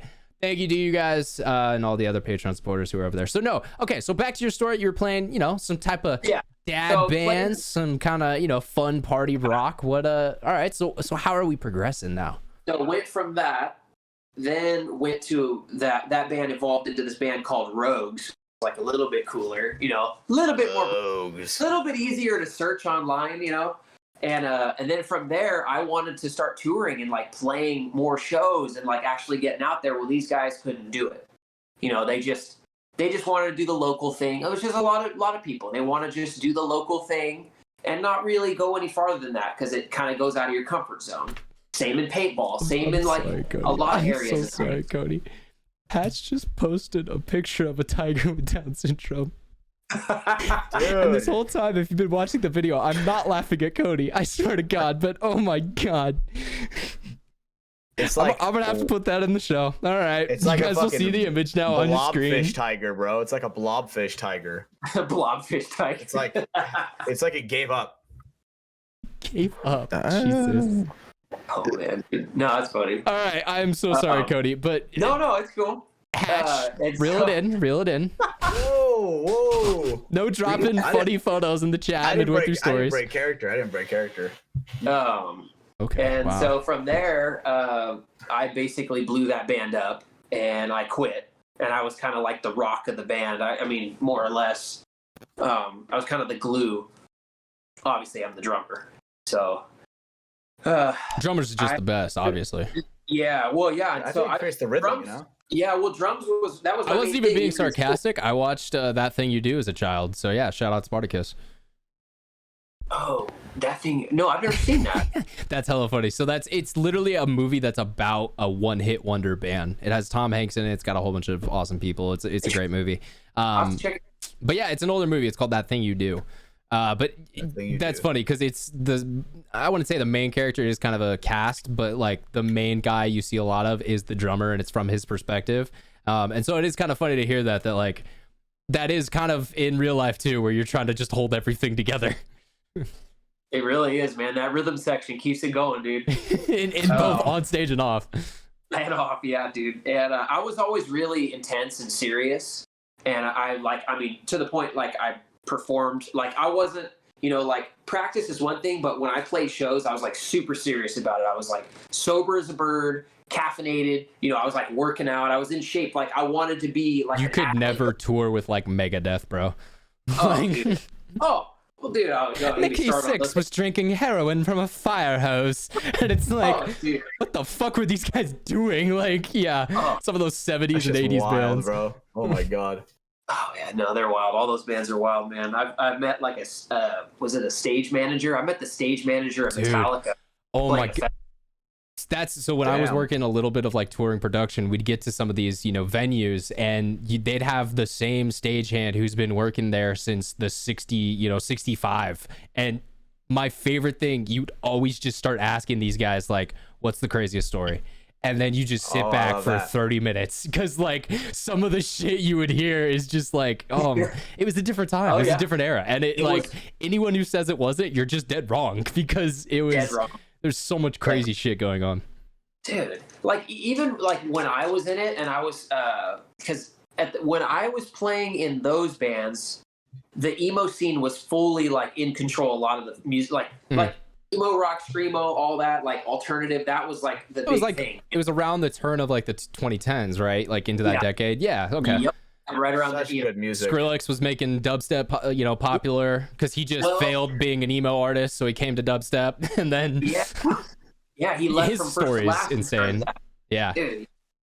Dude, I remember like I played this festival and like Johnny Craig was in it. You guys remember that guy, Johnny Craig? I can't remember what band he was in. I guess he stole a bunch of fans' laptops, but I mean, it's just like The hell? scammed them all out of laptops. I'm not trying to put the guy out, but like, it was Fuck you, Dude, he's Johnny gonna Craig. come- Yeah, you know what? Yeah. We vibe with Codie, Johnny all right? Craig. Yeah, this podcast hates Johnny Craig. This paintball podcast that's definitely about paintball. No, I'm joking. Dude, but like, at that festival. But yeah, anyway, so after those bands, I went back to City College, and I was like, okay, I guess I'll just go back to school, and I'm gonna be a normal person. Be normal. I've tried it, dude. I failed, mama. Cannot do normal. It's so hard for me. And so while doing that, I got really into like fish tanks. So then I had like a super cool freshwater. Yeah, dude, I got into like having a freshwater fish tank. You know, I was like really into that. All right. I know. Look, I know how nerdy that is. Did you ever get a laser? Ooh. Because you can use lasers to kill things in the tank. This is deep knowledge dude, that. Okay. No. I'm not even talking about fish. I'm talking about like algae and like bad things that like. Yeah. So this is a whole thing. You got to look into the use of lasers in fish tanks. It's pretty cool. If your water quality is good, you know. Damn, shots fired. All right. Yeah, you run the right. Careful. You know. Get on your shit, Jackie. We'll get into the weeds, bro. But yeah, I did that, and then I started hanging out with some like different people, like Tower District friends of mine and stuff.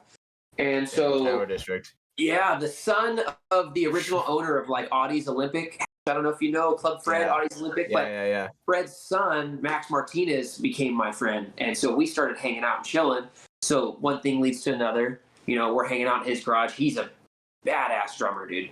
And so him and I started the band together. And here, come on. That's enough. That's enough. We Beasties. You guys. This is the beginning of We Beasties. Gotcha. And so we started jamming in his garage. I just want to pet the good boy. That's all. Every time I see his head, I just want to give him a pet. Oh, he's such a good boy. Oh, look at him. Oh, he's so happy. Yeah, he's the old. All right, sorry. All right. And so, what do you? Yeah, we started jamming, and you know, one thing leads to another. This guy comes in, and I was like the front man, the singer guy, but I was a drummer all my life, and so it was like this whole switch. And so like Max kind of showcased me vocally, and like we just pulled the talent. I mean, the original bass player was like a tightrope gypsy dude that did like the fire stuff at like he wasn't like a circus guy. But I mean, super talented at bass and did like the fire show stuff. You know those people that do the shows? With the whips? Yeah, all that stuff. Yeah. Like fire staff and stuff. Fun fact, I learned how to fire spin at a summer camp when I was like 12. Fucking that was irresponsible by them, but that was, again, a different planet that we lived on at that point in time. Oh, dude. Summer camp, I learned how to throw knives, shoot blow darts, air rifles, archery, like... We did mountain boarding, which essentially was like snowboarding, but there's no snow, so you're on a thing with wheels. Like, yeah, there's so much crazy shit at that camp. Camp Augusta, shout out. Camp Augusta. But yeah, no, fire spinning's dope, dude. I think Hatch, for us, it would have been Calvin Crest, if I'm correct, right? Remember Calvin Crest? Did you ever hear about that? No, I haven't. I don't think so. I just keep thinking Hatch and I are like the exact same. You're not. Like, not at all. Almost. Like, not at all. No, actually, yeah, not at all. Like 7 years difference. Like it's a lot more. Too. I'll be there one day. One day you'll be my dad. Codie, I think that speaks to some other things that maybe you need to talk to someone with if you're calling a man younger than you your father. But we can talk about that later. We don't need to go into that right now. Well, it's the rule of fathers, bro. It's the rule of fatherhood. It's just the way it is on the paintball field. Bro, when I hug you, I'm like at your stomach, so it feels that is true. I give him the nice dude. I give great hugs, bro. Shout out my hugs. Sure, I'm like 3 feet tall, and you're like 6 feet tall. I got you. It's okay. Come here. Hey, I don't ever get to hug anyone. I always just get like this airspace of nothing. But makes other people feel good. Next time you hug Ryan, like. Give him a good rub on his chest. It makes me feel loved. It's gonna be funny how many random people are gonna like listen to this. Gonna do this to me now? Yeah, it's gonna be too many. Hell yeah! Just creeped out. Yeah, no. We just started jamming. It was like super organic, and just like like super like everything you think it would be, like that stereotypical, just like getting into the weeds of like playing music and like doing the drugs, doing the whole thing, like just like the jam and like identifying and like figuring out who we are, like why are we different as a band, man? Like you know, Holy shit. I was thinking, bro, like, so if we fucking like, I don't know, kind of that like we're join getting the into band. it, the You would open the vibrations. door, bro. I mean, the smoke would come out. I mean, it was, yeah. And what was so cool about You guys have shag carpet in your van?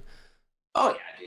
And so, dude, his garage, bro, like we had this whole thing set up, like the outside door he had painted with like minions on it, you know? And so like it was like, and you have to like go in this alley to get in there, and then his backyard's like this Zen garden with a pond. I mean, it was very cool. It's funny because Very that does sound like a legit dope place to like make music, but it also sounds crazy. Like those Dude, it things was go hand in crazy. hand. Our main studio was like a psychedelic trip, and then we had a second space that we could practice at downtown Fresno, which was the fire. And they're not supposed to know this, but the firefighter department. They have like this old room that was like a jam room. Some of the Fresno downtown firefighters were like in cover bands, so we had this badass studio there at our disposal. We had like studio hands helping us. We had fridge, microwave, everything dialed in like a pro band. Mhm. I mean, whiskey was ready for us. We were drinking Seagrams and Coke. You know, How the hell did you guys the get whole thing this? dialed- dude? Yeah, like, huh? How'd you guys get this hookup? Just Know the right person. You suck the right dick. people. You know what I mean? Yeah, dude, we were just in that right spot, and Brandon knows a lot about that. Suck enough, Oh, you yeah. sucked the right one. Dude, this man's a travel surgical tech. He knows about sucking some dick. Travel sucker.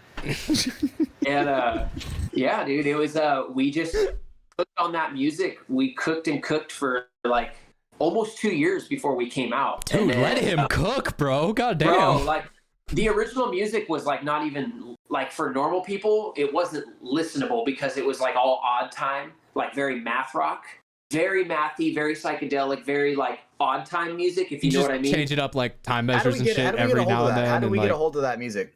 It's out there. It's just, you know, it was crazy, dude. Like, and then we just got it all dialed in. I was in control of like managing it, marketing, doing all the social media, doing the not so fun stuff. Cause I was like this, basically I was like on stage, Jim Morrison, Get Off, Don Draper, Mad Men. You know what I mean? Okay. Yeah. No, I so front lead man, and then the second you get off stage and getting on social media and like, hey, check us out, guys. We're gonna be at this next show at this next town. Come check us out. We're We Beasties. We love you, Fresno. Yeah. Like that shit. Oh yeah, dude. Yeah. Yeah. And so they trusted me, and so I became like the unsaid leader of the group, and So played our first essentially, you know when every kid first plays Rock Band and they make their band with their friends and you start out in your little hometown? That's essentially just what you did in real life, I feel like. Yeah, well, so the thing is, these guys had never been in a band before, but I had. And I had So you took that two past bands. experience and kind of, okay. I did the local thing already. And so I was already ready to do the next level thing. And so the way to break through and not get stuck in the local trap, a lot of bands have this issue, is you go out before you're even ready. You know what I mean? You have to, with music now, I feel like you have to set everything up in advance. Like a lot of these artists that just pop into your radar like out of nowhere, dude, they've been working on that product for years. That's everything. No, you're describing any overnight success on internet, because people see that whatever that property it is that blows up. Like, lead example, I don't know if you've heard of this song, but Richmond, North of Richmond, it all of a sudden blew up, gained a lot of popularity. It's just a dude who's very real, who's singing a song that comes from his heart, and people identified with that.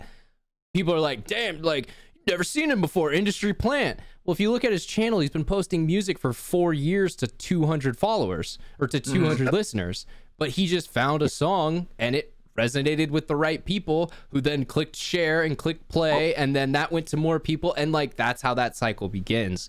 So no, it is always funny, like people saying the overnight success. No, there's no such thing as that. It's always at least multiple years of putting into that content and then finally getting that break. Oh yeah, I would say like solo artists, it's a little bit easier because there's less people to work with. There's less people in the kitchen. Less mouths to feed.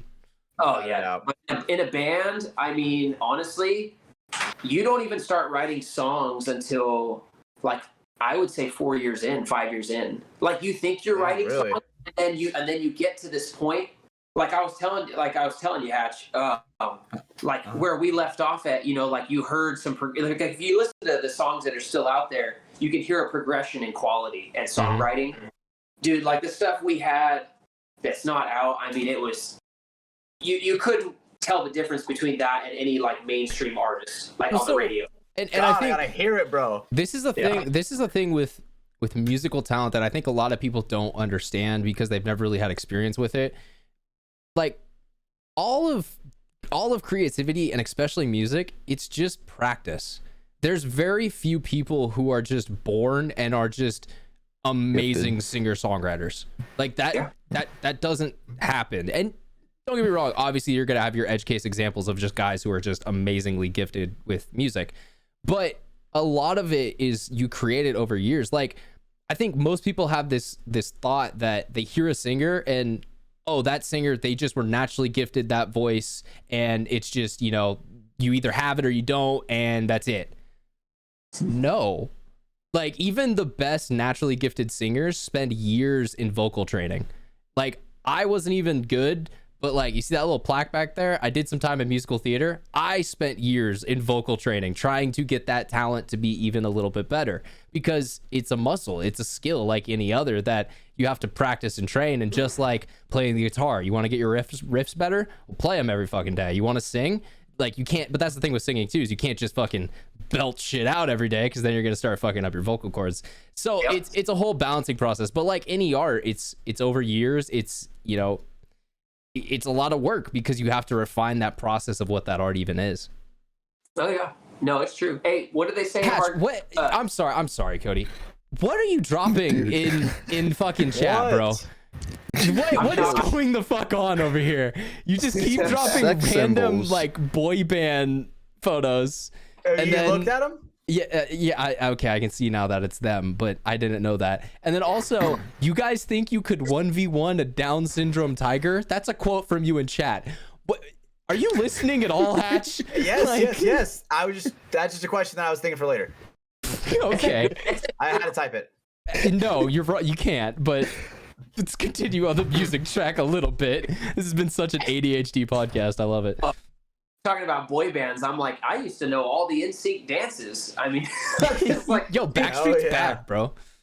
dude, it was so sick, dude. That Alright. that 90s boy band stuff was fire, man. I'm not gonna lie. Yeah. Dude.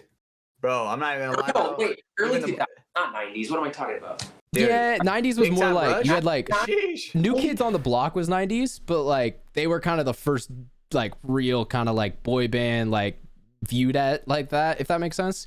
Yeah, think about it. There was like Metallica's a boy quartets band. and stuff before that, but there wasn't ever like no, you're wrong, because a boy band is a band that no one plays an instrument. They're just all different vocal singers. That's the distinction. Because a Yep. band, Is that- you're playing music as well. Yes, that is. But if it's full of NSYNC would- boys, Was Yeah, it's full NSYNC of ever boys. holding? no, I'm just An saying instrument? like all those 80 bands, they're boys.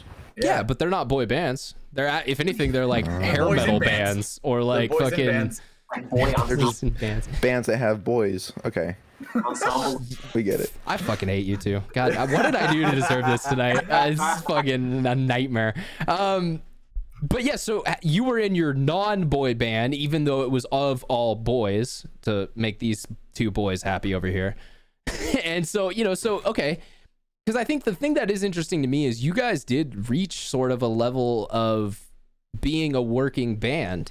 And I think one of the things that you may have said earlier in the show, and it may have been before the show even, was it got to the point where like it became work. And like, this hobby that you loved and loved spending all your time on wasn't really the same anymore. And I guess, that's kind of what I wanted to pick your brain about, because you did what a lot of, quote unquote bands, that's like their goal, is eventually getting to where they can start to make some money off of it and then make that more of their, their income. And, I guess, yeah. So like what's your thoughts on that? It's I think what happens, I correlate paintball and music. It's interesting coming back to paintball. I'm noticing so many similarities to being on a paintball team and being in a band, as weird as it seems. I've never heard that comparison. Dude, it's so weird, but like I always see it, and like I'm like a broken record with the team, because I'm like, dude, this reminds me of this, I think it's No, continue. But I was just gonna say, like, I think it's just the nature of dudes having to work together. Like that, Yeah. there are situations that get created in any sort of like group project type thing like that.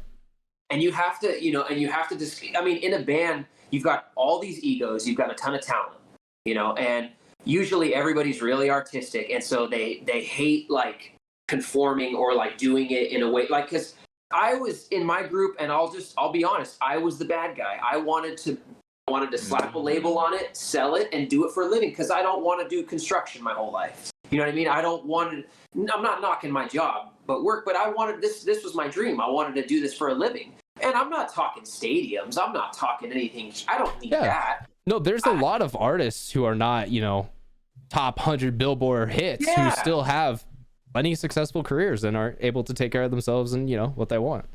It's just like the divisions in the sport. I mean, you get like, I think where we left off, we were, if you were to correlate it to paintball, I would say we were like D2, D1. Like okay, D1 level. Like, and that's with all, that's with all the stuff that we did. I mean, I think your metaphor works even better there too, because just like in paintball, even when you become that pro, there's so many levels to that too. Like there are pro, like, musicians who have popular followings who are in millions of debt to their record labels and can't pay it back. Like, that whole industry is so fucked. But it is funny how you use that example, and it actually works really well, because even if you guys get to that point where you're now part of that pro category, for that reference, you're still fighting uphill. You still have so many more levels ahead of you to go. Before you're affecting the economy like Taylor Swift on her tour right now. Dude, you know what her I mean? tour, Holy shit, that's wild. the numbers on that are fucking ridiculous. Her tour has literally profited over $1 billion already. It's fucking insane. She's literally saved the economy of some of these small towns that she has gone to. That is not a hyperbolic statement. It is fact that they have shown with statistics. It's fucking crazy. Yeah. Yes, that's that level, like that level.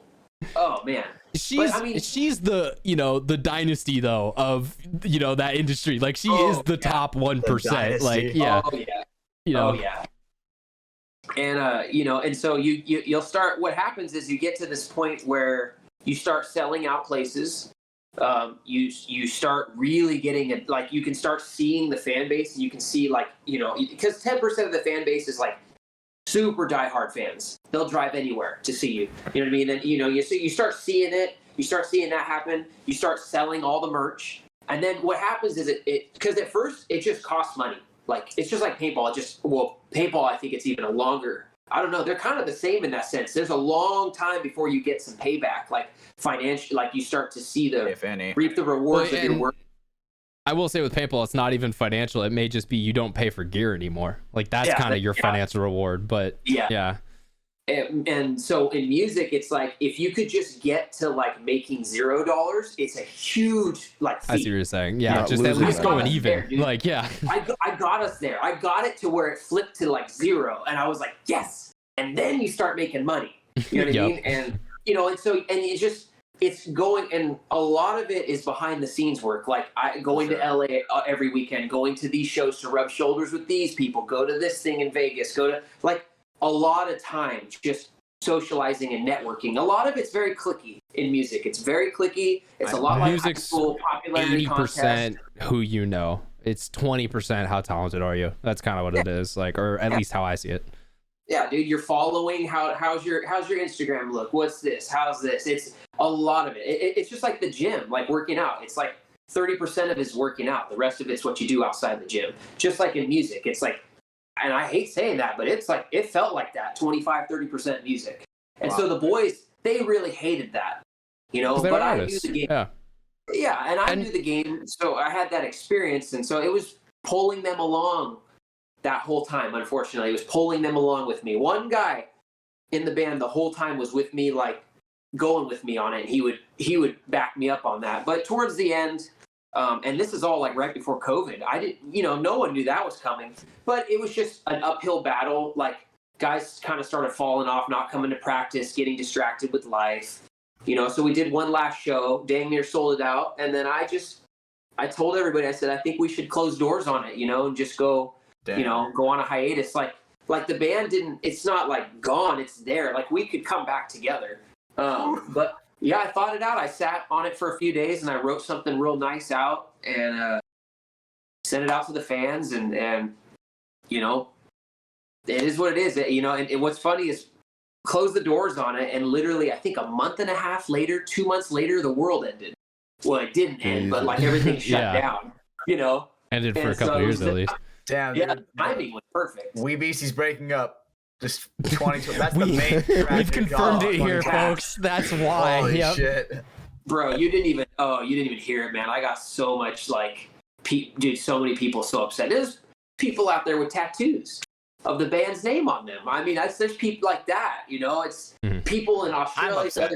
Dude, crazy. Like people that would come to every show, and like other states and stuff. And, it was sad because we were just breaking into that. And I'm going to correct it. We didn't sign, but we were getting we were right. Like it was tipping over. Like I had the label. It was an LA label. It was a major label. And I have connections with that, but and my guy there, he'd been there working there for 30 years. He just retired. He's a friend of my, you know how it is, a friend of a friend, family. But it was someone you had kind of an inside with, and you guys were kind of courting a relationship at least. Like it was, if you guys kept at it and things were going on the path that they were, that could have been an option. On the down low, I would send him, basically after 3 years in, I would send him every song, and then he would correct everything, and then just destroy it. Just be like, this is crap, do this right, this is wrong. You know what I mean? That's not a chorus. This isn't even a song. I mean, because this dude's, his label, I mean, you look at he's their heard roster. Millions of songs like that though, probably. Right. Like, and so you get pretty good at picking up, like, you gotta change this is, I'm done, I can't even listen to this anymore, change it. Like, yeah. You'll send him 10 songs and he says, none of these are a song. And so then I would go back to the boys and be like, this is all shit. And, and they're artists. So it was hard, but they learned. And then we finally started getting there. And when we started getting there was In the Dark and Valentine. Those two songs. That's what shit, bro. Which 2017, 2018, like that's when it shifted and we started becoming a real band. But like we didn't even do the local thing. We blew past that because I set the band up in a certain way where we played one local show, disappeared. Then we played at Grizzly Fest, which was still at downtown at the Grizzly Stadium. And then we would just be very elusive. We played our hometown 2-3 times a year. Everything else was out of town. Bay Area, LA, whatever. And so we just kept it. We kept the demand there because what happens is you'll ruin your band and your momentum if you just play your local city. Makes sense. Yeah, you just kind of oversaturate everyone. The same audience hears you every night. They just get kind of bored of it, and then you never have that leverage to then step off of because now your city already hates you. So why the fuck is San Francisco going to show up to care? Exactly. You have to create the demand. This is coming. Well, it's a supply. It's a supply and demand model. Exactly. Like that's what it is. If you just keep giving people they're gonna eventually be like, I don't give a fuck about you anymore, bro. And so it's You have to say no. You actually have to say no 9 out of 10 times to things. And that was you. And maybe not. Sorry, Brandon. Sorry. Yeah, that was you holding the reins, doing that, right? Yeah, I was the bad guy. I was the guy holding the guys out from playing shows every weekend. I was like, because no, we have to do this and this and this. And I was more worried about building up online. I mean, dude, at one point I'm running all these social media pages. My eyes started twitching from staring at my phone so much, It's brutal, but like, working on getting followings up, connecting, like building up the fan base, stretching it out, starting to look at like, dude, because at one point I was so deep. I mean, you could see the analytics on these platforms. I mean, I could see where our fans were, so that I come to the boys, hey, look, we got this many fans here. We should play a show here. And so, you just start thinking about that and putting out clips of songs and just teasing and just like trying to do the right things and following like bigger artists and seeing how they're doing it. So I was kind of implementing that. And this is before clips happen. Like now it's crazy. Like Paintball, I feel like reels. Reels. No, but for anything, like anyone, it's a completely different social media. If you didn't ever see what YouTube looked like in 2012, the view counts that you would see in 2012 if you got that today, you're a small nobody. And like those were like huge people just because the nature of more people getting into it. But you know, the market gets more competitive. Like it's fucking crazy. Like how the level of talent you have to be at today to be successful in the same way that a decade you would have been ultra mega super like, holy fuck, you're killing it. Like, yeah. I always think about how easy it was 10 years prior. Like whatever it is, it's like, dude, like music, like the thing with bands and artists now, they are so insanely good. Like people can say what they want about new artists and bands and all that, but the level that you need to be at now to even scratch the surface, the bands from the 50s, 60s, 70s, and 80s, they would never make it now. Never. It's so you have to be so many different things. I would disagree with you on that because I think good music resonates, and so I think some of those bands would make it through. But I do agree that a majority of bands from former decades could not survive in today's era of how easy it is for every single talented musician to create studio quality music from their own home. And so like every audience member has their attention pulled 4,000 different ways. And like, yeah, will the Beatles still be successful? Maybe. But like, will the Monkees be? No, probably not. Like, just, you know, they'd become another generic band in that, you know, kind of genre. God damn you fuckers. This is the Hatch and Brandon just kind of try to break me up the whole entire show episode, and I don't know, it's pretty funny. Yeah, they're being creatures. It is what it is, man. Honestly, dude. But I think Hatch is on villain. He's on his villain arc, right? Are you on the villain arc? Yeah, well, I think Hatch is just. I was born on it. Hatch is kind of bored. I don't know what it is this episode. I feel like he's goofing around over in chat. He's hitting okay, we're talking about Wee Beasties, so obviously I'm posting the pictures of the Wee Beasties. Okay. Well, but now I gotta add those into the show to give context for why we're talking just a about bunch random of shit. Sex symbols. Oh yeah, my it's just god. more shit that I have to do. You know, come on. You look Hatch. different in every single photo, Cody. He does. That is the crazy part. Every single fucking photo. I'm thinking about going back to that blonde hair and mustache, man. I like it. Seriously? Damn. You did have the blonde hair at paintball once before already. Like, didn't you bleach it when Marsh did as well? Like, it was around that time, I remember. That's when you had the push mask. I remember that. Yeah, I remember snapping against you. Holy shit, I remember that. I missed that mask. Well, for sure, man.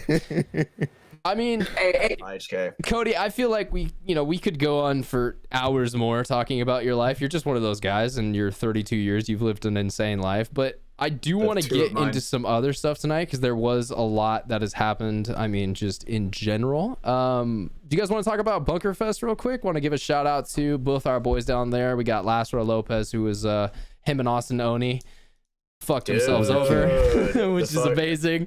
That was wild, bro. We'll talk about that in a second. Then also shout out 40 Media, Will Mosley, our other friend of the show, who was down there doing some content. He also released, I guess, his new headband strap, which I thought was awesome. It had Peepo on it, and it says "Never Gonna Give You Up," and I think that's amazing, and I love it. So that strap's awesome. Those two people in my background, dude, they're literally my background. Yep, you got him right there. He's a cool dude. Oh man, look at that picture of you and 40. Yeah. You know what, dude? I can't help it, dude. I can't help it. Dude, we had the Wizard of Pods down there. Fucking Lázaro's been posting some of his video that was taken of him. He was wearing like a full-on like wizard's cape and shit. Dude, let me tell you, holy shit, that's some legitimate shit in Elden Ring, dude. Like no joke, it'll boost your wizard stats. I'm not even fucking with you. I was like a 3-foot brim around him. Like, yeah, man looked like an Elden Ring character in real life. Dude, it was fucking awesome. Dude, all right, I'm mad at me for posting this, but dude, let me tell you what he looks like. See, the thing is you think I don't believe you. I 100% believe you. It's in the game. I do not need to see an example. This is just you wanting to relate it to Elden Ring because you want to be playing it right now. Well, no, there's multiple times I know this show you're like, yeah, damn, I wish I was playing Elden Ring. Not at all. I'm actually having a great time right now. So addicted to Elden Ring, dude. It's an addiction at this point. You're probably right, but you tell me that it's not last year right now. No, I know I'm right. It is. No, you're 100% right. Yeah, that's the hat. Yeah. No, I so believed you the whole way, brother. I know. It's just like, dude, what a good cosplay, bro. Lázaro Lopez is just breaking through that level of popularity in paintball that nobody else can fucking achieve. You know what? It is so amazing. Well, it's kind of funny to me because like, so I knew Lázaro from the podcast that he was a part of before anyone in paintball did. And it was kind of weird. Like, it was funny to me because last week there was a moment in time where Lastro posted a story post from one of the people who's like on the podcast who I've been listening to for years, you know, with him in it. And then the next one was Hatch's. And I was like, that's weird. Like, what the fuck? Like, you know, this guy who, you know, he's been on a show that I've known for a long time. Like, damn, all right. No, he's kind of a, you know, part of our world. He's friends with us now. He's in paintball. He's a really cool dude. He's a Patreon member. He's, you know, dope ass member of the show. So yeah, no, Last Row is cool. I like that guy. You've never met him, I don't think so, Cody. No, have you? Do you know who we're talking about though? Mullet man with the mustache and the beard, right? Hatch's older brother, who's like 2 years older than him. He's super cool. I've interacted with him just a little bit online. I told him to call out Hatch for something. What did I say to him? It was something funny. I don't know if he did. He followed through. I'd have to look back, but I've interacted with him a little bit. I mean, he's just right up my alley as a person. I think I'd get along with him. Like, dude, your personality and his personality, dude. That chaos. Honestly, all three of us, that'd be a wild party, bro. That is a podcast episode, Brando. Me and you leave. We just drop a mic in a room with the three of them. Holy shit, dude. Honestly, and then we can record an episode of us like at the bar or something. Like, if you go to World Cup, it can happen, Cody. He will be there. Nah, he's actually not. He's not gonna be there. Coming to World Cup anymore. He told me and Hatch. He's trying. Don't get me wrong. He is still trying, but just with work, there's some things that came up with that it might be pretty hard for him to get that time off. So he'll figure it out. It is a big boy reason. It's not a like petty like I'm not gonna go or anything like that. He hates us. Yeah, he actually hates us now. Everything's changed. Everything's changed. Everything changed when the Fire Nation attacked. But yeah, man, I mean, the other big thing on my docket tonight, I mean, so here, I'll mention this too. We were going to talk about Sky King. I'm honestly we'll talk about him next episode at this point. We've already been here for a while with our friend Cody. But another big thing that we definitely have to mention is Hatch got himself a phone. Dude, Hatch is a big boy. Check this out. Fucking sheep. I mean, you already showed it earlier, but I wanted to see if people would notice. But yeah, he's got himself an iPhone, so no more green text. Yeah, I feel welcome to adulthood. I didn't know what to do. I was like, how the fuck do I save a picture from a goddamn email? He literally sent this to our group chat. It was in all caps at like 9 a.m. I felt the anger. I'm like, oh, what the fuck, dude? Whole different, bro. Whole different system. Like, okay, the thing is, I had an iPhone. Was the iPhone 3. Yeah, I did. There you go. So that was the picture of Brando when I posted on our story where it was you and me at the waterfall. Finally got that one. You ain't me going fishing in the dark. Me in the dark. God, I fucking love that song. Dude, that's crazy what's going on over there right now. The fires. Oh, dude, so wild. Yeah, did you guys see the conspiracy theory that it was Oprah trying to get more land for her private property, so she burnt down the city? No fucking way. You guys haven't heard this one? It's amazing. How do you think she got to the island within 48 hours of the fire? She had advanced warning. She knew. Did you know that the location where the fire happened is right bordering next to her property? Did you know that none of her property burned down? Did you know that this has also happened in the past where property has suddenly burned down near Oprah's land and then she's been able to buy it up for a lot cheaper than market value? Oprah's trying to own Hawaii. Wake up, sheeple. Yeah, wait, dude, is she going to start giving out cars now again? She hasn't done that in like 20 years, brother. It's been a while. I'm just... Does he even have a show anymore? Her and BlackRock, man. Her and BlackRock. Yep, that's what it is. They're trying to take over the world. I feel like if you just say BlackRock conspiracy theories, like they just get that 1,000-yard stare. BlackRock essentially owns everything, Brandon. Like, I'm not even joking right now. They legitimately own like 80% of the world. And they're buying up more and more residential by the time. But this is not a financial podcast. Let's not go into that. But we're all fucked, by the way. Just a heads up. Nice. With inflation rising, with the consumer price index still going up by 2.2% a month, shit's looking bad. Just get your money into cash for next year, people, or else you're all going to be fucked with the market. Not a financial podcast. Not a financial podcast. That is not financial advice. We do not give financial tips in any way. Talk to someone who actually knows what the fuck they're talking about, because it ain't me. So yeah, I mean... really, like, those are kind of the two other supplementary things I wanted to talk about tonight. Bunkerfest looked awesome. There also was the Hormesis 1v1 duel, which ended their span of time. I actually wanted to give a shout out to Todd Boyer. Dude, he killed it. He killed it, but not only that, I think him flying out to LA to show that, like, that was such a level of dedication. I feel like I don't know, there was just something special with that. He was denied, what he wanted in Florida, and so he came back and got it again and proved he was the best, which, all right, fair, man. Like, you fucking did it. So good luck to you in the 10K tournament, Todd. You're dope guy. You're always kind of putting paintball on your back and always kind of, trying to do your best to help # grow the sport. So no, I like Todd Boyle a lot and the things he's doing with Casey and Mob. So yeah, shout out to him. I'm glad he was able to get an entry slot, and we're gonna see him try to eat against the big dogs, and that's gonna be fun to watch. Whenever I don't know when that whole like finals tournament event thing is happening for the 1v1 duels. So whenever that takes place, that'll be sick. But until then, we're gonna be waiting, I guess. Is Brandon looking it up? Yeah. Yeah, okay. Yeah, of course he is. I don't know if it's announced or not. That's the thing. I want to say they put it out there. Maybe they did. Like when they announced everything else. For some reason, I'm thinking like October or something like that, but I could be wrong. I think so. I believe so. I'm just trying to kill time right now. So we speed tested you earlier and you passed. So now I'm on the clock. You're on the clock always, Brandon. No, I can fill in some time. I got the code word. What's up? You want the code word? That's a good point. Let's also bring in the Hatch's code word of the week. What's going to be your code word for this week, brother? Fuck Johnny Craig. Fuck Johnny Craig. Hey, about Johnny Craig, Hatch. You maybe. Wait, you know what band he was a part of? Dance Gavin Dance. Fuck! I love that. Fuck. Fuck, man, I love that band, dude. God, that is fucking hilarious. So if you guys don't know, when we did our first ever playlist update, Hatch actually put a song from Dance Gavin Dance on there, and it's like, it's so amazing. I love the vocal, and Cody's it is a great vocal. Don't get me wrong. Cody's fucking stewing. I can see him. I think he was out after. I think you're good. I think that's a different singer. I could be wrong, Brando. You might have to check it, but I think he went solo, and I think Dan Gavin Dance. I might be safe.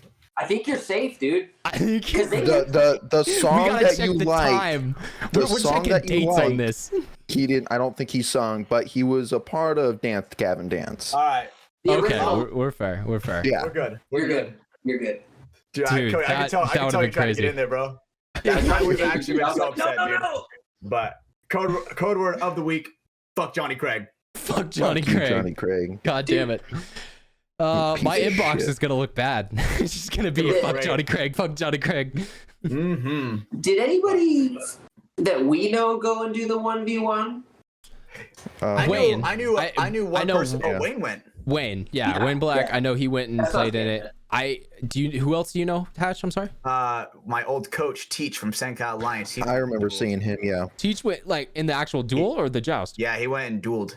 Hell yeah, let's go, Teach. It might have been the joust. I'm not too sure. I don't even know the fucking difference. Not gonna lie. Well, so the joust is the kind of fun team event that was on Saturday, as just a way for people to play that format. The duel is the look, you're fighting for 10 grand. There is no you're at a tournament right now. This is I'm pretty sure he was dueling. I think I saw him in the bracket. Okay, well, sick. That's awesome. No, the duel sounds crazy too, just from the Oliver was saying this at one point in one of the vlogs, and it's so right. You pretty much need 2 marker setups. You need 2 masks. You need so much other shit, because I think it's 30 seconds in between points at the duel. It's literally you get off the field, you get maybe a minute, and then you are playing the next point. And there's no break, there's no time, there's no wait. And I think you get 1 timeout where you get an extra couple minutes or something, but that's it.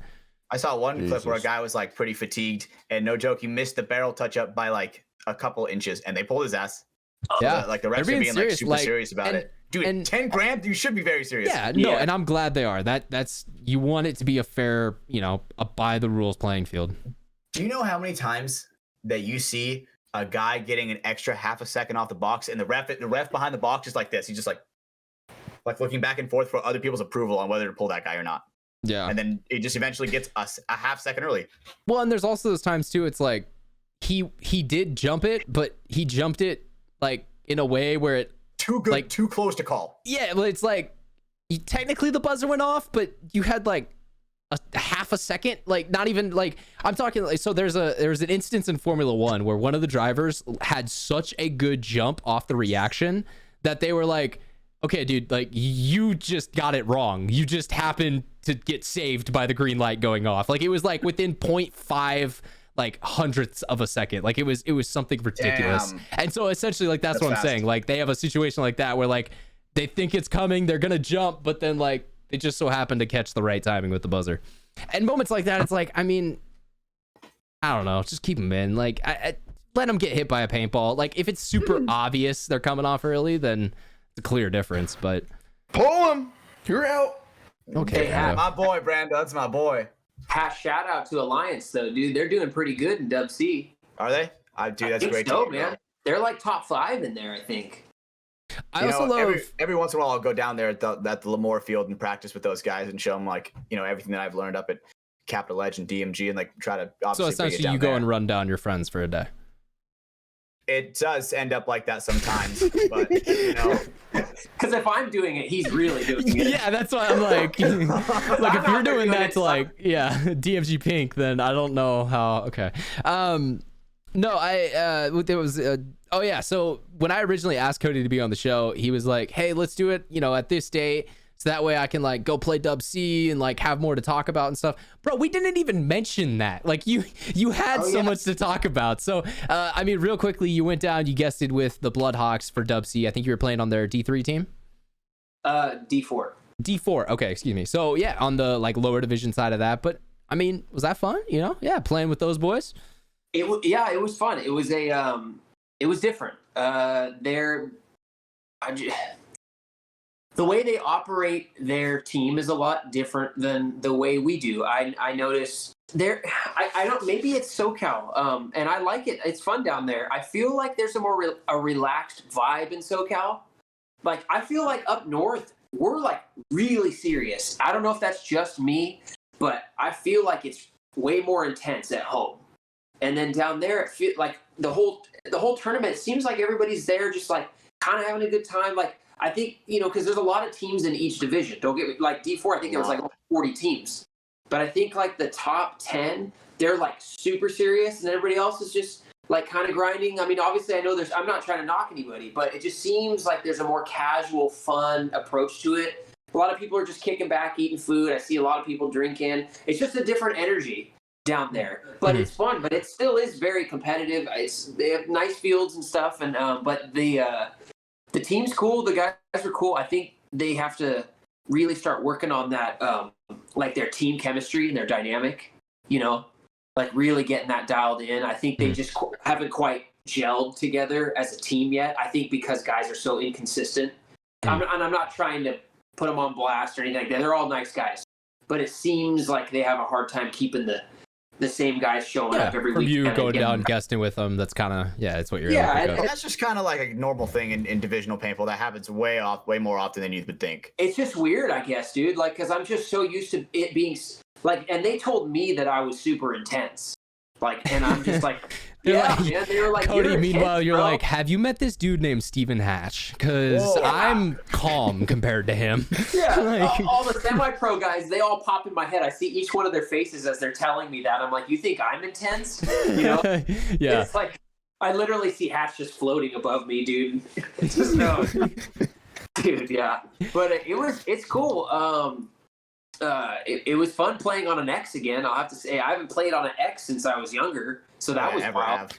Dude, playing up the middle on the X and just like hard wrapping it. Yeah. Oh man, it's pretty fun. Yeah, I remember we had a X at the field I played on for the Mech X Ball tournament when I went down there, and yeah, dude, that was it's weird. Like it's different, and then you also got to worry about paint coming underneath too. Like you're kind of minding the gap as well. Like it's a interesting bunker to play. You're puckered up and like tucked in into like this weird. That's the crazy thing. Yeah, it seems like you have so much room, but in reality, you have like this much actual bunker space. The rest So can be seen from like every other direction. Stabby in there, dude. Guys will come sliding through and then just and get you. Oh, it's cool. Or like guys used to dive under the A back in the day and stuff. Oh, the A. Hey, remember the bunkers that were like it was like a giant can but cut in half, laid down. What were they called? Car wash, right? Car wash. The car wash. Like dude, it was a huge cylinder.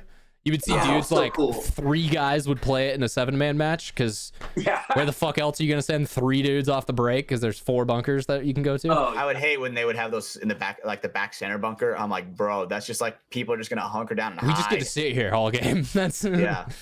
camping, dude. Camping. Just put the guys back there with the finger. It's actually called tactically holding position. It's not camping. It is not camping. I'm protecting my I'm flag. not camping. I'm just hiding in the back. Yeah. Dude, it Also, was, if I ran, my heart would explode because I've never run before. But that's a whole different conversation. Oh yeah. That's me All right right, there. Cody, put you on the hot seat. Just your one event with the Bloodhawks, their D4 squad. If they had to play DMG Pink, who's winning? And what do you think the score is? It's not good, bro. Not good. It's What not does that good. mean? It's not good for them. Oh Ooh. shit. Okay. Ooh. I like literally. I'm cool. I like really. I like all the guys. They're good dudes. It's a whole different beast. I think what we going down there and playing really put it into perspective for me, like where my home is. And if there was any doubt, that doubt's been removed like completely. I mean, I went to the right place when my brother went and my brother and I came up and we tried out for DMG for that camp. I mean, we just knew, like, you guys were all out there. We're all in that big circle. You have to introduce yourself. Big scary Dave standing there. You know, he's up in his tower, like yelling at everybody, and like, dude, I loved it. I loved it because that's all I wanted. That seriousness. Rest in peace, I wanted towers. that. Yeah, the towers. Oh yeah, the I storm. miss them so God, much. fucking Dude, winter yeah. storm. God damn it. It was brutal, bro. Shit. Dude, practicing through that, but it was so fun practicing in that. I like it, man. I like hard weather. It's fun. Yeah. Oh man. Dude, Dude, like we're the like, past year has been such shitty weather because this winter, I remember all of us were like, dude, this winter's so fucking cold. When will it warm up? So cold, so and then wet. it warmed up and it was every like 107, 107, 107, 107. And you're like, bruh, can we Dude, chill? it was 110 when I got into my car today, and I'm like, bruh, Jesus. come on, Dude. get out of here. Oh, that's another thing down there. They are not used to the heat down there, dude. Guys, Oh, yeah, I'm they're not used to talking 80. Everybody, That's like Bro, the hottest it they're- gets down there. it's like 88, and they're all like, hydrate, hydrate. I'm like, dude, this is the morning at Cap Edge, bro. We're getting ready. And then Like, meanwhile, we're the putting turf the field temperature is together. already 107. Yeah. Dude, I mean, Chase and I were just chilling, bro. We were totally fine. And and where that field is, Ambush Park, it's up on like a hill. Yeah, Mhm. there's like a Yeah. huge look off, right? The cliff. There's a constant breeze the whole time. So, I mean, the weather was, I think it hit 90 at one point. It was beautiful. The weather was beautiful. Fantastic. It's not Damn, a cold nice day. cold 90. but, like- That's a cold 90 right I- there. No, I'm going the opposite Dude, way because look, 90 is still 90, but at the same time, like, guys, we've been playing in like 104, 105 all summer. Like, Yeah, that's 90 is cold, chill. bro. Like, I need a sweater for that. And then what's God. what's the math on that? Like, you know, the turf? How hot's the turf? You know, Mark has Capitalized like turf. it has like a laser temperature reader. The last sepal, we clocked it in at 150. Oh my god, dude. Did you guys It's just like hear I'm that? not gonna- That's crazy. I'm not even gonna lie. This last weekend we were doing like so at the end of practice, obviously we're doing some drills. You know, I'm crawling through the snake. Oh my god, I was feeling it, dude, through my entire like gear, bro. My forearms, my feet were on motherfucking fire. Yeah, Radiation. man. Michelle had burns on her forearms. Wow. I'm just crawling in there. Yeah. So And her knees, it's a but little that's toasty something out different. here. My guy. Jesus. This is why Michelle doesn't listen to the show. All right. Well, Shout out to Michelle. yeah. Oh, Thanks, they Brandon. asked- That was a good one. I like that, That was a Brando. good- That's my Dude, guy. he comes in with those haymakers, bro. I'm He telling you. really does. Dude. He stays quiet until he gets the, you know. Schwartz Cable, this is just for you. If you ever comment that Brandon doesn't talk enough, this is what we're gonna get. We're gonna get more random shit. It's like this is what he pulls out. I will find you. Jesus.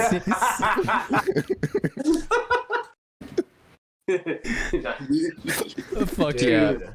Well, Oh, Brando. That was terrifying. we love Brandon. What would we do without him? What were you gonna say, Cody? I see you trying to get in with something. What's up? No. I want to hear what he's going to say. He's cooking on something. Oh no, nothing's going on now.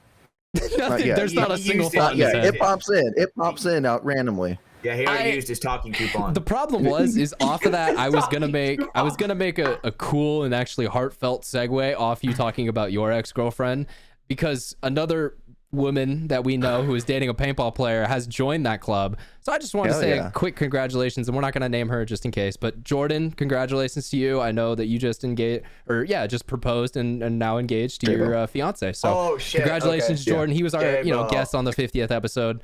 But yeah, he went to Hawaii and pulled out the ring, and she said yes. So that's how it sounded, exactly like that. But yeah, I just wanted to give him a quick congrats on the show. Well, it's almost as beautiful as you. Will you marry me?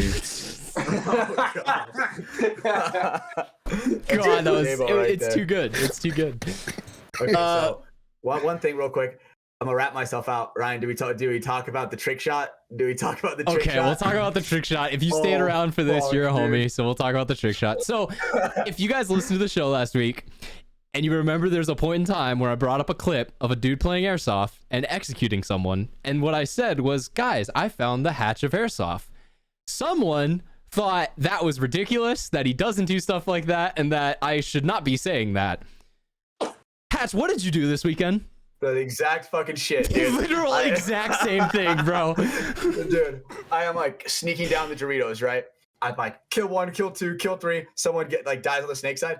And I'm like running for the buzzer. I see a guy in the God, and I'm just running past the buzzer, and I am just standing behind him, like directly behind him. And I'm just like, I gave the guy mercy. I shot him once in the pack. Oh yeah, no, he could have shot him wherever. Like, he was legit, like, I was infinite legitimately paintball standing level behind him. marker behind him, looking at him like, so are you gonna realize that you're fucked, or you like? Because the thing is, right? Because I can see him, his entire body. I'm like, dude, does this guy have no peripheral vision? Like, how does he not You see ran me? all the way around behind him, like on the all Doritos. the way around behind him. What's up, He's in Brando? the Snakeside Tower on the NXL Europe layout. Yeah, I was mirrored up with him. I'm shooting, and I stopped shooting at him because I saw you running towards him. You don't want to kill Hatch. I'm wrapped. He wasn't even shooting at me. He wasn't contesting me. So I don't know what the hell he was looking at. Yeah, he was having a panic attack. I don't know right? what he was looking at. He's playing the semi-pro team. And Hatch runs over, jogs over, and he stopped. I think you walked the last couple steps. Just walked with your gun up real quick and just clunk. Yeah, I was like, wow, all right. I looked over and AJ's watching you too. I was like, all right, cool. That was savage. You know what sucks too about all this is I was standing on the sidelines with my camera in hand. He's filming Brando. I was filming Brando because Hatch, I didn't realize Hatch literally made it like, this was probably the worst time to do it because it was such at the end of an anticlimactic point where it was like, okay, Hatch ran down, shot all of them. He's going to go hang it. So I just stopped recording. And meanwhile, Hatch is sneaking up to get behind this guy and then walks up, and I'm like, God damn it, you do this when my camera's down, you motherfucker. Dude, the play was we were supposed to just push the center, and I'm just holding. I tried to tell you that round. I was like, look, I'm just holding. We're not doing anything over there. And then Hatch blows it open. Because the thing is, right? Shout out to Micah and Ryan, your clip, the ka-chow, dude. A lot of that time, dude, I love that move where I'm sitting in the corner, then all of a sudden just yoing ying zigzag, dude, straight up just into slingshotting that up, wedge. yeah. Dude, No, and then Micah, if you do it fast, they never see it coming. And same thing, if you guys noticed in that Micah clip, and shout out to Micah because it showed he knows how to play paintball a little bit. He's a baller, bro. Never touches a bunker the whole entire time. So you have to think about that. At the other team, they never knew that he was advancing up because obviously there was nothing to tell. If they don't see him, then they don't see him. There's no other residual information that might give him away. So no, I wanted to point that out because it was a really smooth and clean. Dude, he won the point in 40 seconds, just ran down the field. I agree. And I want to give a special shout out to Micah and Caden. Those guys are on our team, right? Obviously the two young guns we brought up, those guys are getting good really fast. Stepping it up. They're getting to the point to where obviously everything that they say now is equal to what everything else is. Because obviously when you get the new guys, right? Obviously, there's that barrier, right? The new guys or Logan. Yeah. We pretty much just everything Logan says, we just, okay, thanks, buddy. It goes out the other ear. No, I'm fucking Not around. me. I love Logan. I gotta put on the Papa pants for that boy. Yeah, no, and yours is It's It's the But chain okay, of that one fatherness. makes sense because Logan is actually young enough to where he could say, I mean, Hatch would have been like 7 and been his father. That would have been crazy. Let's fucking go, baby. Did With you have that the mustache stash? and Oh, mullet he's getting combo it. at that time too? Dude, holy shit, dude. Could you Just little imagine? 7-year-old Hatch walking around fucking shit up. You ever look at old photos, like how people looked back in the day? Like how old people looked? Yeah. Like, oh, it's Yeah, Crazy. yeah. Dude, not even old people. How, like, dude, there's a couple Instagrams I've seen randomly where it'll like have like camcorder footage from a high school in like the 70s. Dude, Oh, these motherfuckers look like they're in their mid-20s. Yeah. Yeah. Like, Yeah, yeah. it's so Oh, yeah. weird. It's like, Like, freshmen weird. now are like, they look like the little fish in the sea, dude. They look like Yeah, like guppies. I don't know if people just aged faster, if I I don't think know we're what getting it closer and was. closer to immortal. I Right. don't think it's that.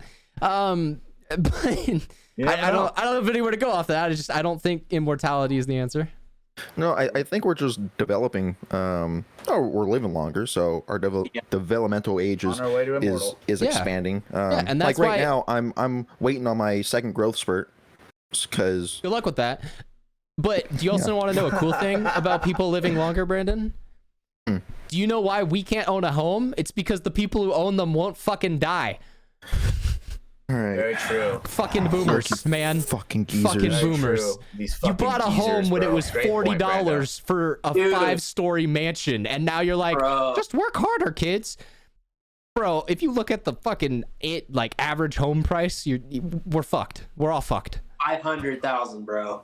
You know, I'm working as hard as I can. I talked to my grandpa This man about that cuts shit a people lot. open for a living, and he can't find a home. Like, what the fuck?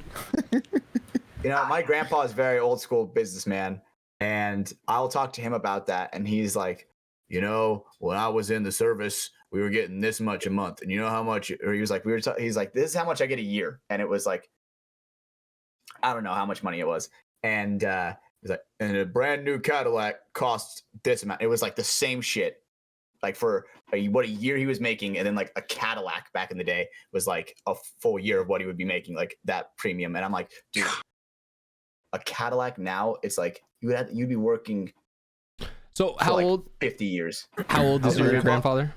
He's like 93, 94. 93. So let's say he was working like, well, that would be like around like the 40s and the end of the 30s. He's starting, or no. It would be a little bit later. I'm doing my math wrong. Call But it the 50s. I'm gonna say 1950, and I'm gonna say Call it he 10 grand. purchased 10 grand for a house. We'll say that or something like that. I was just gonna say an annual salary. Call it 10 grand. Oh, okay. An annual salary of 10 grand. Let's see. So from 1950 to now, A financial podcast. this is a financial podcast because people need to wake the fuck up. You guys aren't going to be able to read that number. It's $126,000. Money is Wow. like that man making 10 grand then is equivalent to making $130,000 a year today. And how many people actually make $130,000 a year today? Not very many. Not the average. I mean, a lot. Like, don't get me wrong. There's not like, yeah, you but know, not not the a lot. average. But exactly, you know, it's well under that.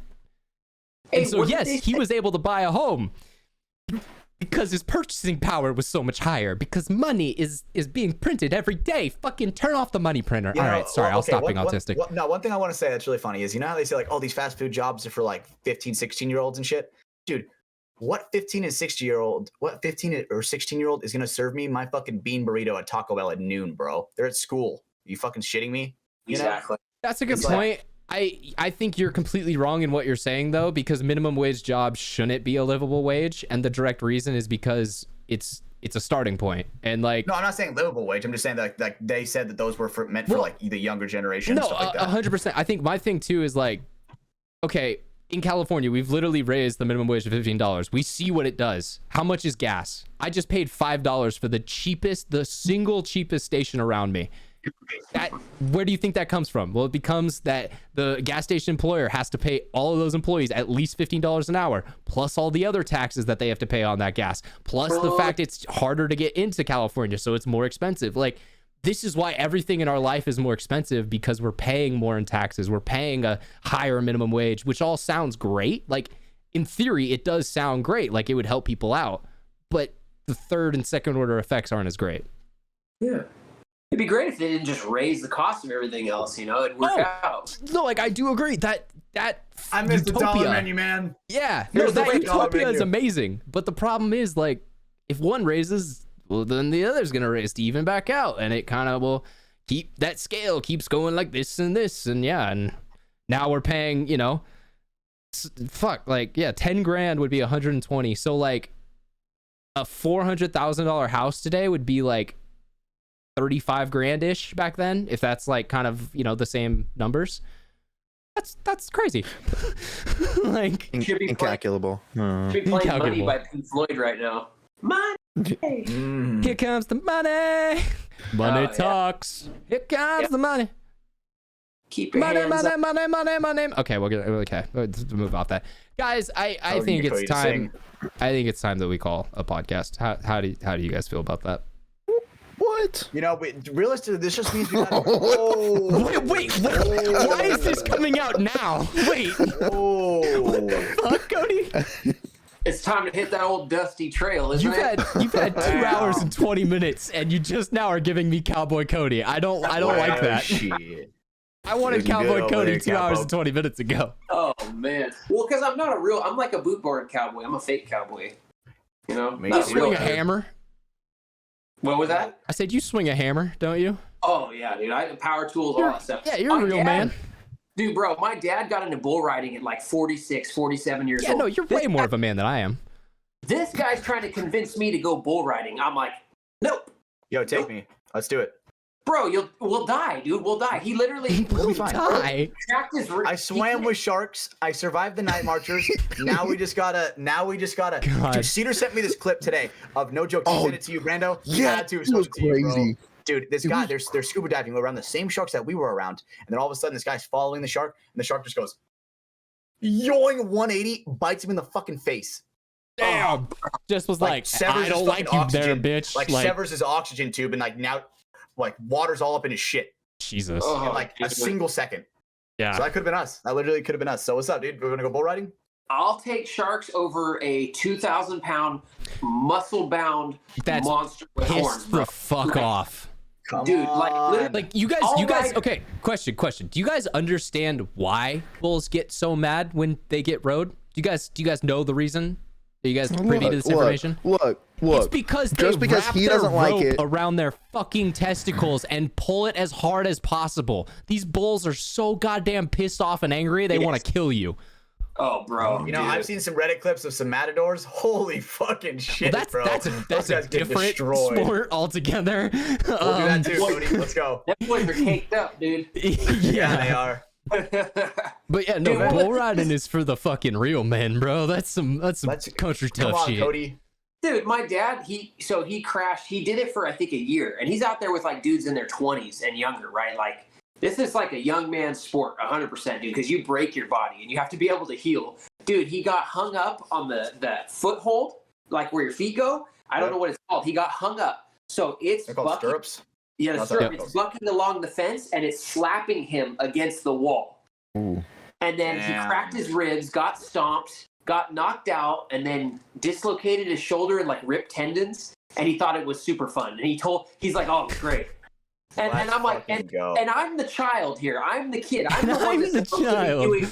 I'm supposed to be doing the crazy stuff, and he's trying to convince me to go break my body. I I'm feel like dude, we've now entered into Cody's therapy session. I feel like that's what we're getting into a little bit there. I love Cody, you, I like buddy. that. So, okay, your dad was reckless, and that affected you as a kid. You felt like he wasn't responsible. Okay, I see. So, continue. Go further. No, yeah. but yeah, I mean, dude, you have to think of it this way: a bull is the same weight as a car, and it's a moving, living animal. I ride in a could take car it. every fucking day, baby. I ride in a car every day. That So car when the doesn't car actively hits want to you- fucking kill you. So like the car hits you, Hatch, All and right. then it's over after that, and you're laying on the ground. The But car this- doesn't then They turn reverse. back around. They reverse. Yeah, the car back isn't. Oh, dude, oh. I can Oh, see it. yeah. Hatch. We gotta find things to talk Hatch, to. We gotta Hatch. stop shark diving Okay, now. okay. So make me a promise, though. Look me in the All right, eyes. let's Make me hear a it. promise right now. If you ever go bull riding, I want you to not wear a helmet because Oh, you Not need wear a that cowboy video. hat. No. I wear a cowboy hat. You need the video of you riding a bull with your mullet flowing, holding the hat on, dude. Chicks forever. You literally would never not get laid the rest of your fucking life. Just that for 8 seconds of footage. Do it for the gram, bro. For the gram, forever. I gotta find this picture of me when I was like fucking maybe like 10, doing like one of those bucking broncos, dude. And I was like a fucking little beast. Let me just say, dude, I did that shit too. Mutton busting. We were like holding on to the sheep and shit. Yeah. Dude, I did that when I was like 5 or 6, where they have like the little like sheep that they put the kids on. Yeah, I was one of the dudes who went out there and did that. That shit was hella fun. We gotta find more shit to do. You guys ever been to a rodeo? Come on.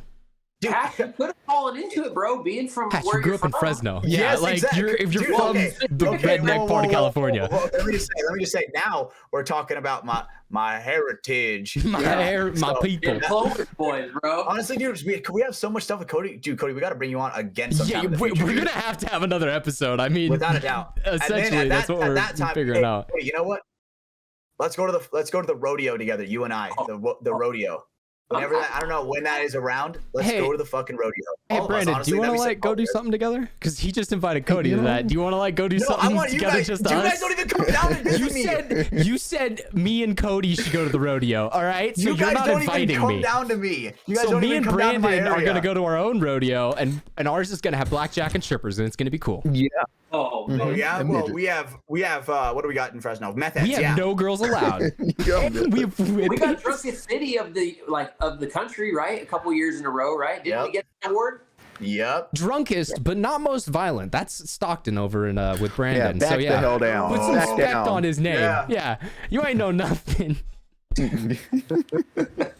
All right. Stockton. All right, guys. But okay, I'm down though. Let's all go to the rodeo. You guys come down to me. That would be hella fun. Rodeo. Doing like a vlog for the Patreon. Do like a little bonus content. Patreon only. Dude, what if Ryan gets the bug, dude? He like goes full cowboy. He like ditches paintball and everything. Dude, Ryan, you gotta start saving your money to where we can spend $600 on a pair of boots. Dude, watch him. He switches. He like goes to that. He starts filming all that, shooting. Oh, you guys are actually pissing me off. I've rode horses before. You fuckers know that, right? Like I grew up on a country farm harvesting walnuts. So then we need to get a belt buckle for you. Where's your hat though? Where's your hat though? And some chaps. Assless. Fucking, I don't have chaps, but yeah, dude. My background with it is not only does my dad's side of the family, he owned walnut farms and all that shit growing up. My mom actually owned horses when I was really young, so I grew up riding stuff and learned how to do that. So I'm country, dude. I was literally on a trap shooting team in high school. I was the redneck kid heading out to the field to go shoot trap every fucking Tuesday and Thursday. Mm-hmm. I was that paintball guy in high school. Looks can be deceiving, my friend. Yeah, puka shells are misleading, bro. I mean, you know. Where's yours at, Cody? What's up, dude? This is called Cody.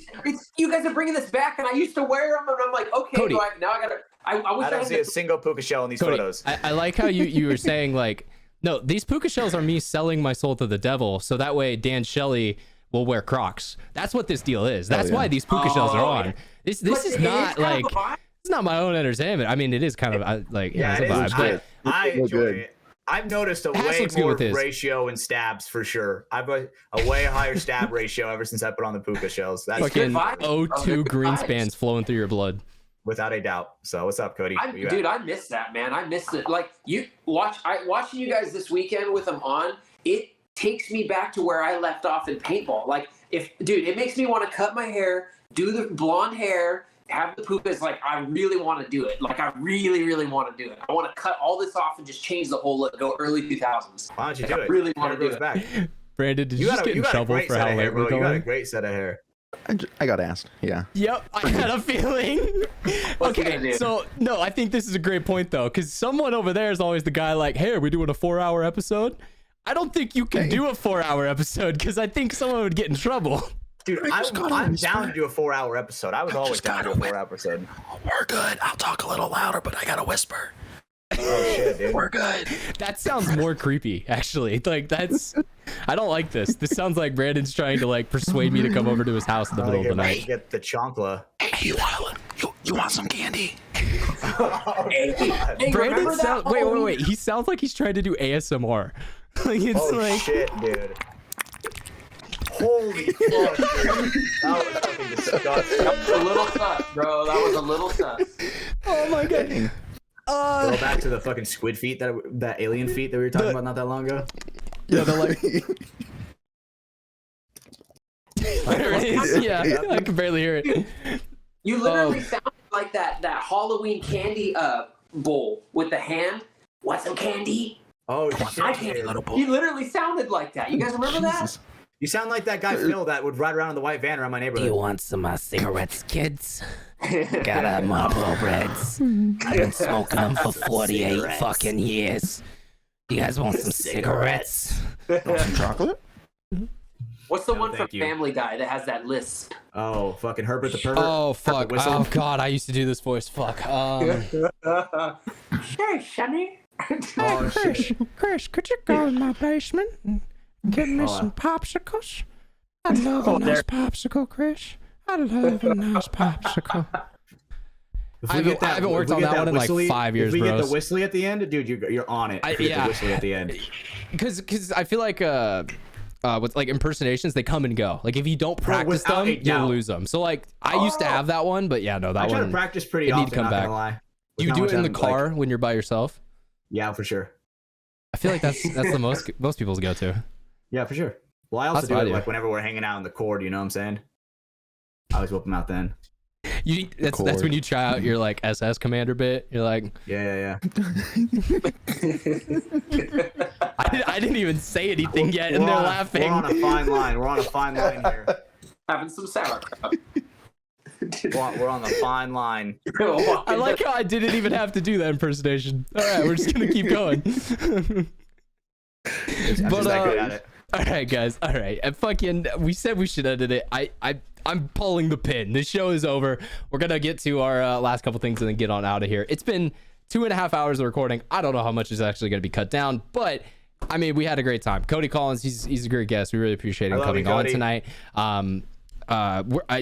We're gonna have to have him back on. I don't know what else to say because there's It's a so many fact. more things I had written down that we didn't get to. But at the same time, this was a blast. I really appreciate your time tonight, man. If anyone wants to kind of catch up with you, see what you're up to, is there, like obviously your Instagram and stuff, but like, is there any other way or stuff they should be paying attention to? I mean, Instagram's the main one now. I'm off of. I had a TikTok. I was working on that, but I'm. You know what? I've I- seen that shit. I've seen that shit. It came up Dude, before you page. well, so I was on there. I was actually doing TikTok for a while, doing like cool clothes and like walking, and I was blowing up on there a little bit, but then I didn't keep up with it. So now I just Yeah. I With go back TikTok, you and have forth. to be consistent because it's Yeah. like there's just so Oh. many creators. If you're not, the second you're not, boom, someone else takes your spot and they never see you again. Like they're following your account, but they just never see it. Oh yeah. I'm a little bit.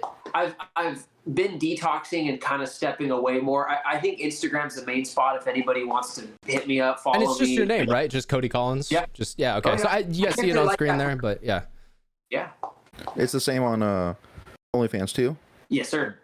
Okay, good. Nice. Yeah. So head over to OF. Check out some of his exclusive content. That's We how have I'm a paying for all- Patreon. He has an OnlyFans. Everyone has something. It is what it is. I told the boys. I said, "Well, I'll make an OnlyFans so we can pay for NXL next year." See, Codie, the thing is you're joking right now. You probably could though with your look, because like you and Hatch have this thing going for you. I don't get what this is, but Let's have a photo shoot. if you look like you're from the 1990s, women 30 and over just want to like fuck you. I don't get it, but like, and that's also not my target demographic. But tell me I'm wrong, Hatch. Tell me I'm wrong. It is what it is, bro. It is what it is. Fucking, that's a What do you want me to confirmation if I'll say? ever take one. What do you want me to say? Well, look at that handsome guy. Look at him. Your tax one to no one, bro. Shut up, handsome man. God, are you two gonna go fuck? Like, goddamn. Dude, dead ass, Codie, let's get a photo shoot going, bro. Let's get a wacky ass Oh photo my shoot. god. Are you guys gonna pull an island, boys? Yeah. Photo. What the fuck? Maybe. Caught him up on that fuck, one. dude. There was a time when those opportunities were brought up. Hell yeah. You never say no to gay porn. Come on. Oh, bro, no. When I was in the band, I got asked to be. I'm not kidding. I got asked to be in stuff when I was in the band.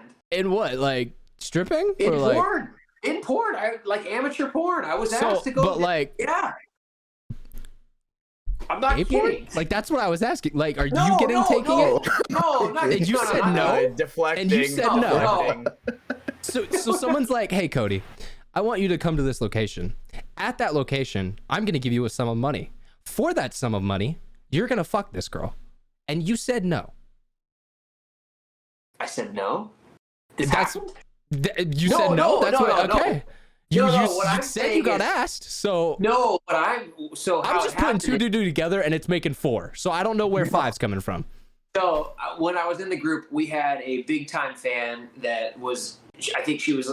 Her name was she was a bass player or something. She loved, but she was an amateur porn star. So this was more a fuck a fan type situation. No, she wanted the group to come down and play this pool party with like producers and all like porn people in like the amateur scene and like all that. Right? I couldn't sell this to Let's the boys. go, Cody. You couldn't. Let's go, I Cody. couldn't- Well, they're all in. Everybody's in relationships. Fucking losers. Wasn't at this point. I wasn't in one yet. I think I wasn't because Marissa and I. Well, I think Marissa and I had met, or we weren't dating yet. Well, I call her Kitten. Everybody calls her Kitten. I call her Kitten, but her official name is Marissa. But I couldn't convince the Can we get her boys social to go too? down. I love getting called kitten. What happened? Can we get her social too? If we're just dropping information. Kitten. I think it's still. Oh God! No, I'm kidding. I was saying social security number. It just moving She's on moving forward. Instagram. Hey, my mom, my most recent photo. She's right there. You could. Okay, we didn't need that, but all right, it's all good. No, I was making a dumb joke. Okay, well, so yeah, you couldn't convince the band. That's what we're hearing. Well, that was the thing. So they asked us to come down and play. Obviously, the boys are like, Cody, there's no way I can't convince my girlfriend that I'm gonna go play this show for a bunch of porn. Like, you know what I mean? Yeah, Imagine selling it's not that to gonna your work. girlfriend. It's not gonna happen. So Well, the just don't next have thing- one, and then it's easy. Yeah, and so then the next thing she connected me with her producer. She's like, talk to my producer, and then the dude's like asking me to come down and like try out and like meet me and like wants to like. Oh, he wanted to fuck you. No, he wanted to like manage Measure. me or like be the producer. Like I don't know. But what they told me, they were like, hey, we all party, we have a good time, and then at the end we just have like a big orgy, and it's like totally cool. So, and I'm a normal Fuck person, yeah. so I'm like, Let's go, oh, Cody. okay. Typical party. Okay, yeah. I'm like, for sure, normal. You know, that's just like a normal Saturday night. That's just for how you we guys. get down. Yeah, that's in Fresno. That's every other Sunday. Yeah, I'm just. We I'm only like- do them every twice a month. Because people need It time is to what it recover. is. Oh, I didn't tell you guys about how Ron Jeremy almost freaking got me too. Jesus damn, Christ. Okay, holy so shit, Cody's dude. coming back on the show, and that's going to be a separate episode that we film at another time. For tonight's episode, though, I got to tell you guys how to support us. If you want to head over to Spotify or any of our other public platforms, Apple Podcasts, YouTube, drop a review. Takes just a second or two. If you guys appreciated Cody on tonight, just, hey, take the 2 seconds. It's free to do. It helps support us and gets us up in the algorithm so more people can see the show organically. And like I said, I'll always go back to, it's free. So I'm begging you, please help me. Next, you can also subscribe on those platforms. So hit the little follow button on Spotify as well as Apple Podcasts, subscription button on YouTube if you're watching over there. We also got the Patreon I mentioned earlier. Head over to patreon.com/Mafia_Productions. I've had to change that on a couple things, but Mafia_Productions. And then, yeah, you can get signed up over there, get more information about the headband giveaways and all the other good stuff that we got over there. Our 2 sponsors, Brandon's holding one. He's got the Liquid IV in his hand, and I got the box right here, Liquid IV Hydration Multiplier. We appreciate them. Use code Mafia_Mafia to check out, get 20% off. And same thing with NECTR Energy. Head over to NECTR.energy, and yeah, buy 2, get 1 free with free shipping over there from them. We appreciate all of our sponsors. We appreciate everyone who supports the podcast and lets us do what we do. But guys, this was episode 55. This is the longest episode we've ever recorded. It's clock's just about to tick over 2 hours and 40 minutes. And I think with that being said, Hatch, it's time to bring us home, brother. Bye. See you guys on the next one, episode 56. It's gonna be next week. See ya. Peace. See ya.